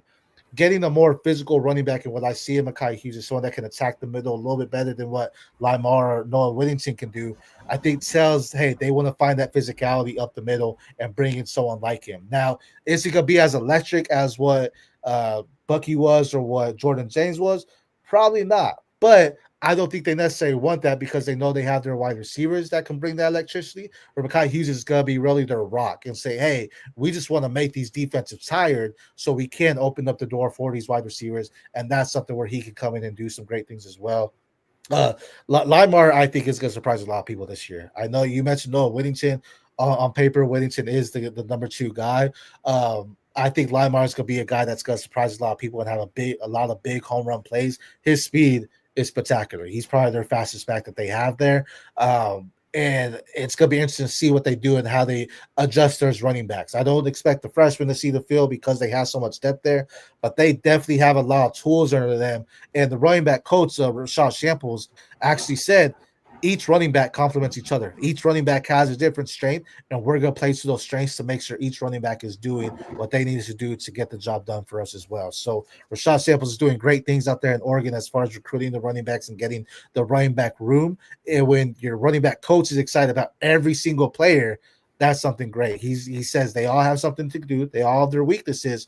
But guess what? This guy's weakness is this guy's strength. So we're just going to move him in and out and make this happen. So I know the adjustment from AAC to the Big Ten is going to be a big thing for him, but I think there are some good things that happen, and I think he could be a top running back we're talking about in later rounds as well. Yeah, and I think it's important to look at the overall group, running back coming in this year too. And I feel like last year we just had a lot more guys that we had priors on. And we'd be like, all right, well, I've seen what we've got here. I know what we're kind of getting into. And I feel like there were better shots that you could take at running back coming into last season than there really are this year. So I feel like you're going to have, once you get past that top group, there's going to be a lot of just personal preference drafting in C2C and Devy type formats when it comes to the running backs, because there isn't a real consensus where you can say, yes, I know 100% Makai Hughes, lock it up. He's definitely an NFL guy. We don't know because he's making the transition from the G5 level. You know?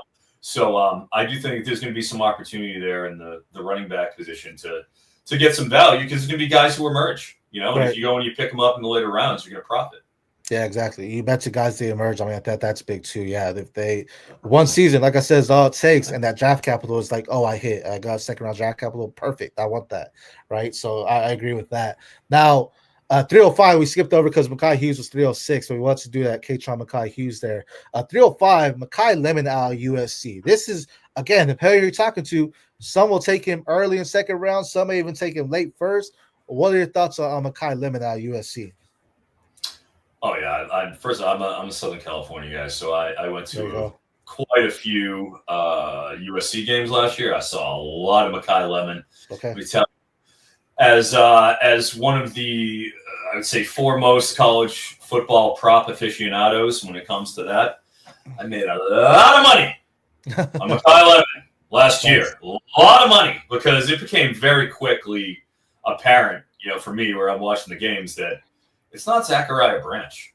Yeah. It's Makai Lemon, who's the inside receiver that is dynamic and that you want to get him in space out of that slot role to be able to create.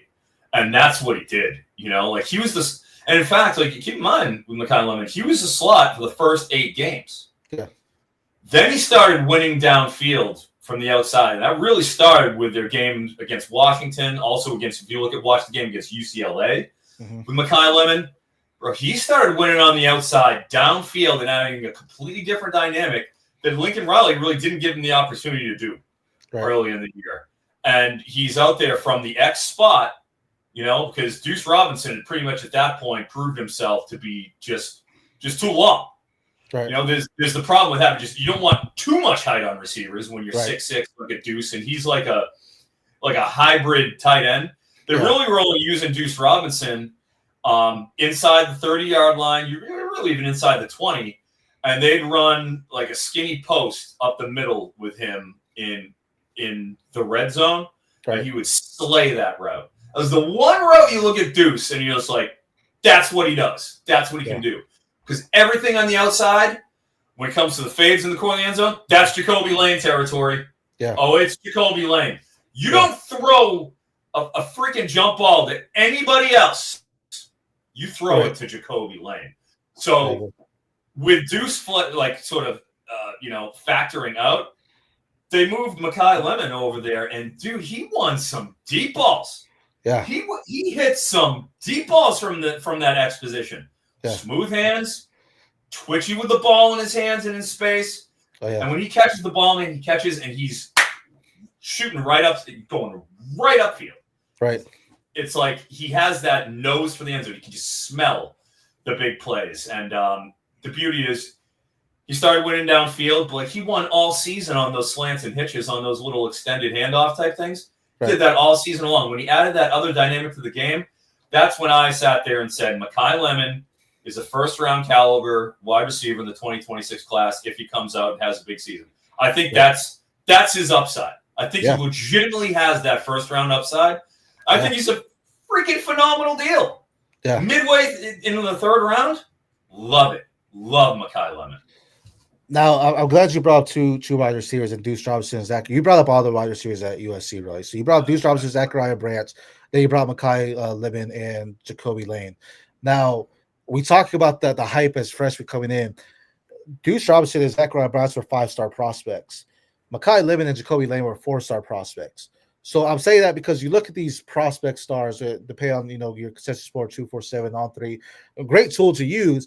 But at the same time, you can't look at that and say, all right, they're automatic studs. They're automatic keepers that I want. Because, again, any given season, Makai Lemon knew he had an uphill battle, and he went out there and battled to be one of their top guys. So big enough that you had Zachariah Brands and Deuce Robinson transferring out, not only in the conference, but out, or not only out of the school, but out of the conference as well, right? So you have opportunities for it. Tommy Harvey, I say Makai Lemon could be the next Amon Ra, just in what he's doing in the middle and doing those things and being aggressive at the catch and everything. He is a talented wide receiver. I love that he brought up he's a first-round potential prospect because that upside is there, especially in the class in 2026 where, again, it's not just with the running backs, it's kind of a little bit more. There is no solid wide receiver one. It could end up being Makai just at that time as well. So there's a lot of good things to see what he can do. I think there's great upside for him, and taking him in the third round of your Devy drafts, you can definitely get a steal because he could be one of your top prospects there. Now, with our next pick here, this is 307. We're going to talk about 307, 309, 310 because these are all quarterbacks, and then we'll go back to 308.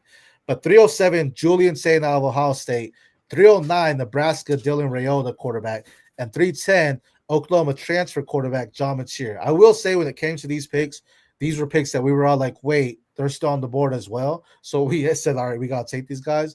But what are your thoughts here? I know Sayin hasn't seen the field. I know Raiola was a freshman. Machir's transferring over. So it's all kind of a mixed bag on feelings, how you feel about these quarterbacks. But what are your thoughts when it comes to these guys?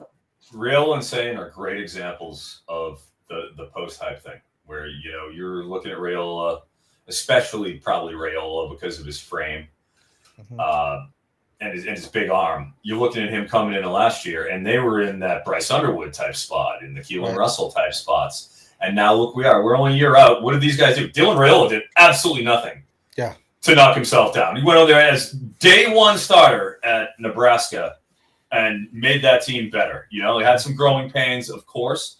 But, man, you can't call it a bad season. Yeah. You know, he shouldn't be all the way down here. I mean, no problem with that. And that being said, I love Julian Sayin.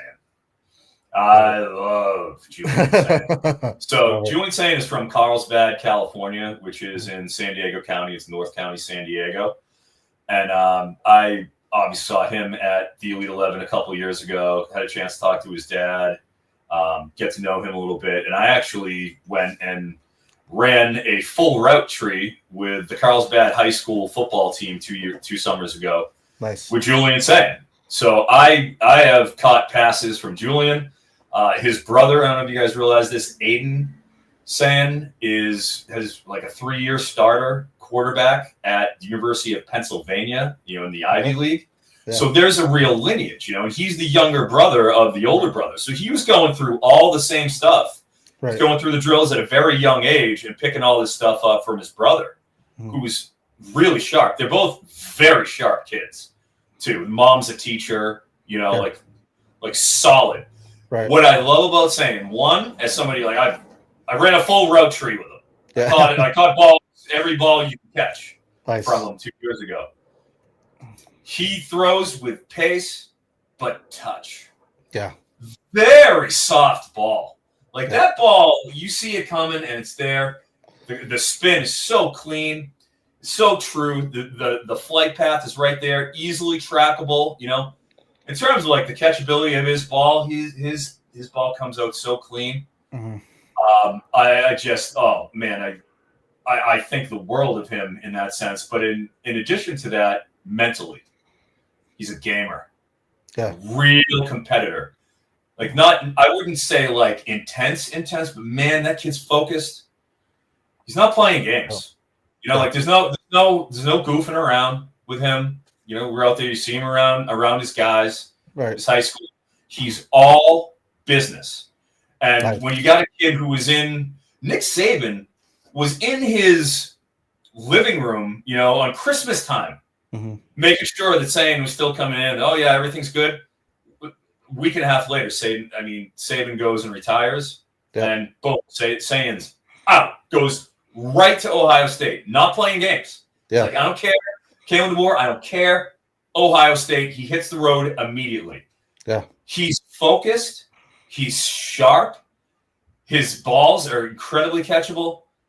I love Julian Sayin from a quarterback perspective, and I personally, because I'm biased, I probably would have taken him higher than this. I would have taken him in the second round just because I believe in him and his talent so much. But I'm admittedly probably higher on him than a lot of people because of the 190-pound frame. Yeah. No, honestly, again, we got to end third and we're looking at our picks, and me and the guy doing it, we're just like, wait, he's still on the board. I thought we took him earlier. So it was kind of like, this is a smash pick at this pick, because I agree he could be a second. I mean, I'd argue he could be a first round if you really wanted it to, but he has that potential of being there. I'm glad you're saying all these, because I feel I am higher on Sayin than a lot of people, because a lot of people still have Raiola as the top tier guy there. I like Lagway. He's by one of the freshman class for 2027. But Sayin, he hasn't seen the opportunity there. But what I love about him, you brought up his touch. I love his mobility. I think it's an underrated mobility because he has the skill set to evade the pressure in the backfield, and not just with like super speed or anything like that. He's just very fluid. He's very elegant in his movements and making those plays to extend the play. Raiola, he dropped down for me because, again, as a freshman, it was growing pains. I saw that. But again, what we said about Arch earlier, he had so much hype going in, comp to Patrick Mahomes, all that kind of good stuff, and it wasn't there year one. So I was like, okay, I'm going to drop you a little bit because it was higher than what I thought. And if it wasn't anything on what I had expectations for, it's a little bit of a knock for me. So I have Sayin up higher. I think, again, you go into a wide receiver room like Ohio State, it's hard to not mess up. Now, does he get the starting job?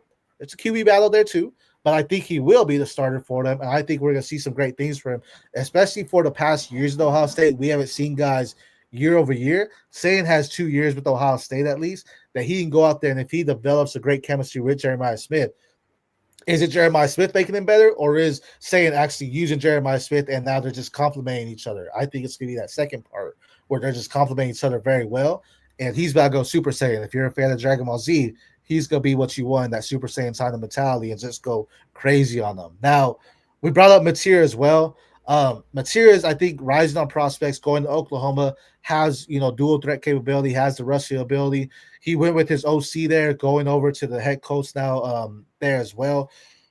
Mateer is a little bit higher for me at 310, but I do understand the talent because I think he's a multi-year starter as well. Now he's going to the SEC. He has to do a lot to rise it. Right now, I think he's more of a day 3 prospect, but going in the SEC at Oklahoma, turning it around, because Jackson Arnold really didn't do that. He can go in there and make some big plays, so it could rise his draft stock there as well. Do you have any thoughts on Mateer? Yeah, with Mateer, man, I from a C2C perspective, I got quite a few shares in him because he was cheap. Yeah. He was as cheap as it gets last year. You're looking at the 3rd round last year. Bro, last year, you're getting him in the 15th round, 20th round of some of these. Because keep in mind, he didn't have the job. It was him and Zevi Eckhouse, who were neck and neck all in the offseason at Wazoo. That isn't a Power 4 team, so it's not a priority, you know what I'm saying, from a Devy C2C perspective. Right. So I was able to get him, and he was, for my C2C teams, I was starting him all the time. He was just, boom, you just file him right in, you let him go. That being said, so I would love to see him go and hit. That being said, I'm with you. I see him as a day 3 guy. Yeah. I see him has his best trait is his ability to evade and to run because he's thick, he's stocky, right? And when you see him break the pocket and start to run, he's fast, for his size, and he's agile. Like, he's a really good dual threat. But my problem is, as I've said, I think he might be a solo threat because he's got a good feel for pressure, inconsistent accuracy on the move in the pocket. He'll make some great outside of structure throws. He made a couple of just like, holy shit, those are incredible. But on the down to down, when he's breaking the pocket, he has some real floaters and just his ball, his inconsistency in how it's coming out. And it's just, it could be a dime or it could be just a catastrophe. And then his deep balls, they float. They float. They got a hump and they float away from you. You see there's a tail. And it is kind of obvious, when he's going to the right side. Right, he's throwing it, and he's got a fade on it, to where that thing, it's getting there, it just keeps rocking out of bounds, keeps fading, and he missed some major opportunities downfield that really set up red flags for me. So I don't perceive him to be in this class of a Sayin, of a Raiola, of a Keelan. I would put him a solid tier down, and I think he's probably around 4 or 5 type prospect at this moment in time for me. But He's got Ben Arbuckle going over there with him to Oklahoma. They obviously need to do something. Yeah. I mean, their offense was crap last year. Oh yeah. The changes need to be made. So I'm excited to see what he does. But right now, round 4 or 5 prospect for me. Yeah, and I mean he's one of those C2C take him all day because the upside's there. But Devy, all day. He is a legitimate, top 15 QB for college fantasy football purposes on that side for C2C. Probably top 10 in most people's eyes. I just have a little nervousness about him, but I mean he's going right around that QB 8 to 12 range. He's a QB1 in college fantasy, straight up. And transition going over though, I mean the benefit is he has the same coach going with him to Oklahoma, so there is some great news there. But it is a whole different conference, a lot more competition than the SEC going there too. So a lot of good things or bad things could happen. We have to wait to see what happens with Mateer. Now we skipped over, so that was 307 Julian Sayin, 309 Raiola, and 310 Mateer. We'll talk about these last 3 together too. I know I appreciate you being on the show. It's been a long show here, but the last 3 picks, 308 was Usman Kruma, I believe I said that correct, out of Florida State. Then we have 311 Jamie French out of Texas and 312 Khalid Lockett out of Texas as well. These are all freshmen coming in. What are your thoughts on these 3 guys though? Yeah, hey, this is around when you start going with those true freshmen, start to take those shots. And when you were taking true freshmen last year, those guys became first and second rounders. Look at all the wide receivers that just what a class from that 2027. And this is where you start taking your shots and you got your favorite guys. I probably prefer French of this group. Going to Texas, it'd be a great spot. I got a chance to see him in person. I liked the fluidity. I liked how he moved. I liked seeing, what I saw from him. So I am a little, biased because I did get to see it. Yeah. I did get to see Lockett or Usman. But obviously I've watched some of them and have no problem with them going there, especially Chroma, who, man, he could be special. And with Gavin Sawchuk coming in, I don't see anybody who could stop him in that room. I think he could take that right over by the end of the season. Yeah. And then, could easily be there's a lot of guys who are going to be, look at this list. A lot of guys are going to be gone next year. Yeah, he could easily be in that Singleton Love class of running back, given the physical prowess. So I mean, all 3 of these guys. I think that strategically, I know you guys wanted to probably get a few freshmen because the end of the draft would have you, but this is where you start looking at them. If you can get 5-star type quality guys like this, end of the 3rd, beginning of the 4th, you're gonna you lay the foundation with some guys that you feel solid about, that you're like, all right, I've seen these guys in college, I've got this. And after you get a few of those, you start shooting down the board and trying to hit home runs with the freshmen. Sounds good to me. Oh, beautiful. And, you say you're biased because you saw Jamie French. Earlier, I dropped a little sneak peek. My wide receiver 1 of the freshman class wasn't Decory Moore. It was actually Jamie French. That's who I have as a freshman 1. Reason being is because the size, 6'3", I think he's like 190, 180, something like that. So still great size, but the way he moves for his size is phenomenal. He's not as fast as Decory Moore. I'm not taking that away from him. And I know I live in Oregon. I'm the Oregon guy, but Jamie French, man, he is going to be something special. And I think he could end up being the wide receiver 2 opposite of Ryan Wingo. He has that skill set. Khalid Lockett's great too. Khalid Lockett's more of the field stretcher. He's more of the speedster runner for me. So I see more of Jamie French being actual X outside of Ryan Wingo and moving over to him if Wingo goes down or Wingo ends up leaving to the draft that 1 year. And then Jamie French comes in and beats the guy. I really enjoy what I see in his game. Again, fluidity. You hit that. He has that in his routes. He has solid hands. He is making defenders miss in open space as well. He hits everything I want. Size, speed, route running, everything you want in a wide receiver. He hits it. Decory Moore is great, but a lot of people get attracted to that speed. And really, you look at the draft, you look at these guys that run 4.3 speeds at the combine, they don't always hit at that next level. They end up just being these speed guys that you can use in different plays, but they're not your true type of alpha wide receiver, your target machines. I think Jamie French could be that in college. I think he could be that in the NFL. Absolutely love him as a talent. I think he's going to be there. Kruma, You mentioned he does that at I mean, you brought in Gavin Shawchuk, you brought Cam Davis, Roydell Williams are all there. Kruba, what scares me is he's kind of a Kaytron Allen. He does run more vertical as well, so I want him to see get better in the pad level. But he has the speed and he has that one step capability, kind of like a Trey Benson, but a little bit more aggressiveness to it. That he can make those guys cut or make his cuts on the one step and make guys miss very easily, or he could run straight through you. So I think he's going to do well at Florida State. I think he does have the opportunity to be the RB1 there. So I'm excited what to see there as far as your freshman running backs. He's probably your RB3 if you're thinking Harlem Berry and the Keelan there right behind or right in front of him. He might be the RB3 of the freshman class, but there's a lot of upside in him and his game as well. So I absolutely love that. Now, this is our third round. Again, thank you for being on the show with me. What are your thoughts on the third round there for a grade there?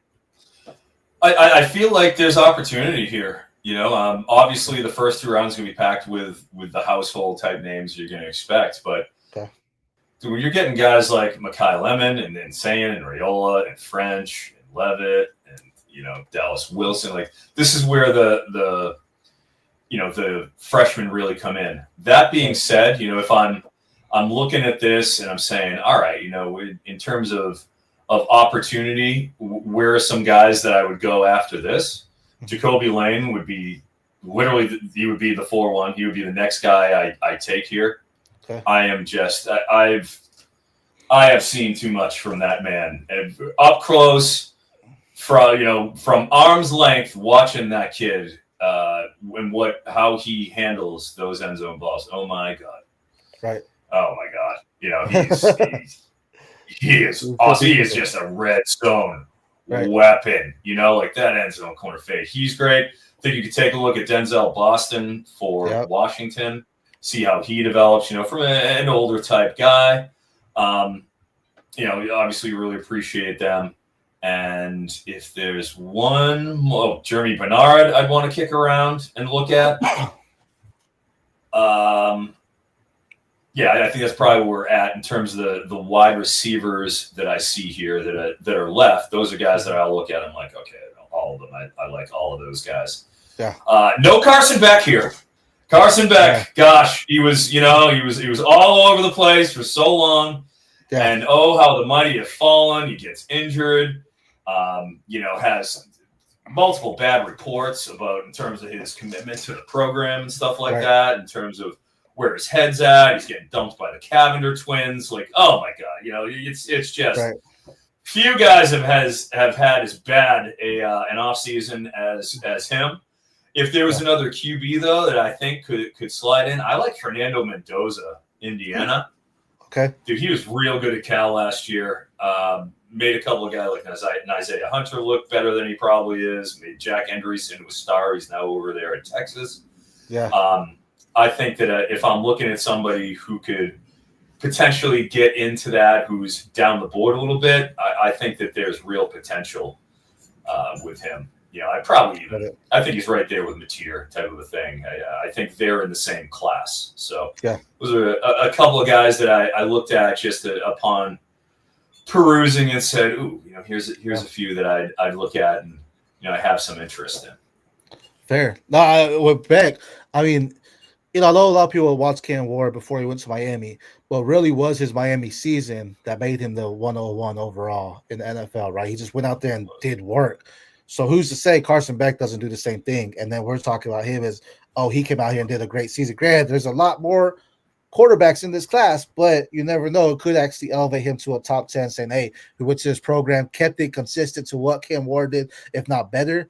Maybe he's eligible there too. So, but yeah, as you said, the mighty have fallen. That happens every year when you talk about Devy stocks and, these players going in and out. And transfer portal, crazier now too. If the NIL wasn't there, does Beck declare for the draft? NIL is definitely changing the landscape, and some of these players saying, hey, I'll stay an extra year to get paid extra, right? So there's a lot more to happen there. So absolutely love it there. I will say one more. I forgot his name. I cannot believe Antonio Williams didn't get taken in these first 3 rounds. Antonio Williams has to be here. We obviously talked about the other 2 Clemson wide receivers. Everybody likes the new shiny toys, but Williams got hurt. He was out for pretty much all of 2023. He comes back in 2024 and just looks incredible in terms of the chemistry he has with Klubnik, and I think like that would be the one. He's the next guy taken. Antonio Williams. Like, look, I get freshman, but man, you're at the end here. Give me Antonio Williams has to be in this third round. I mean, he just has to be. You used to see the DMs between me and the guy that did this because we go back and look at it over. We're like, wait, this guy's still on the board. This guy's still on the board. Like, we could go another 4 or 5 rounds here. Just talking about guys that we missed here too. So now Antonio Williams, the stock market's there. I mean, if you grab him, I think you're definitely excelled. He's a versatile guy that he can play slot or outside too. So you definitely have a good talent there for him. And as you mentioned, that 2026 wide receiver class is really up in the air. There's no true one. Williams could take that spot. Totally. We talked about Jordan Tyson. He could take that spot. Carnell Tate can take that spot. Evan Stewart potentially. There's so many guys you can mix and match in there that there is opportunity there to have them elevate and be first-round prospects there as well. Now, Eric, before I drop the outro here, man, one, thank you for joining the Devy Degens. It's truly a pleasure having you on the show. Before we let you go, anything else you want to say to the Degen community, to people at Profiler Plus, maybe about Tadpole, or just where they can find you as well? Oh, yeah, hell yeah, about the Tadpole. I mean, you guys, we're all here. We're all the same, okay? There's the Dynasty community has obviously grown, I think, exponentially in terms of the past 5 years with people who were like, this redraft stuff, it just ain't enough. You know, it's just, it's too shallow. This whole 1 year, you know, we're builders. That's how we think here. And the fact that you guys over in Devy are even expanding that into getting players in college without draft capital assigned. You guys are the real ones, and I respect the hell out of you. You are the ones who should be going there and signing up for this Tadpole Bowl because it's the biggest college fantasy football tournament in history. It's nothing that's ever been even close. You know, we're going to get hopefully to 50 leagues. And if anything, you know, it's Power 4 only, and it's going to allow you to even tap in further to be in real time following these guys on a week-to-week basis. It's only going to make you better at Devy by getting into either a campus Canton side or, you know, the college fantasy football, what we're talking about with the Tadpole Bowl. So we would just absolutely love to have any of you, all the Devy stands, all the sickos out there that love college football, please. First year doing it, Tadpole Bowl, go over, visit me at CF Froton over there on the X. I'm also over there on Blue Sky. I don't know what the hell my name is. Yeah, that one's a long one. It's somewhere on there. I don't know. I'm on there. But, you know, more commonly, you get over there on X, and if you see my pinned tweet, it has the ability to go and sign up. Still have plenty of time, plenty of spots to fill and be able to get in there. But it's for a great cause. You know, it's for Toys for Tots, through Fantasy Cares. Obviously, the Scott Fish Bowl, you know, there's a charitable element. It's very, very important to that, and that's something we take seriously. But we would love, like we said, the grand vision is we get the college fantasy side kind of dialed in here, and then the next year or two where you guys really come in when we do both sides, the college and the pros in one league, and that's where you guys can really shine because you are the sickos. I appreciate all of it. Man, I'm excited to see that. I'm ready to move up 2-3 years from now just to have that opportunity to play that. As he mentioned, CF Froton at X. It is a pinned tweet, he said, to join the Tadpole Bowl. I'll go ahead and make sure I retweet it as well. He has more followers, so you're probably following him too. But either way, I'll make sure I retweet it as well. Make sure it's top of the key for all of y'all at the PPR. So for me, but absolutely great. So I appreciate you jumping on and talking 3 rounds of Devy Mock Draft for us. We're excited for the Tadpole. Anyone that's a Devy Degen is super excited for it. So hopefully you get a lot more signups after this. We're more excited for that C2C as well. We're ready to get that going. Sleeper, C2C, man, we want it. Let's make it happen. This is our time. This is our time, guys. Great. All those redraft, the casuals, they don't want any part of us. They're not here. This is where the sickos go. There you go. Props to all of you. Hi, man. Eric, I, again, truly appreciate for the Devy Degen community, for Profiler Plus, for everyone at Dynasty Degens. What a great soul, man. Sign off for everyone. Happy Memorial Day. We hope you'll have a great week. And until next time, catch us on X at Dynasty Degens. Here you go.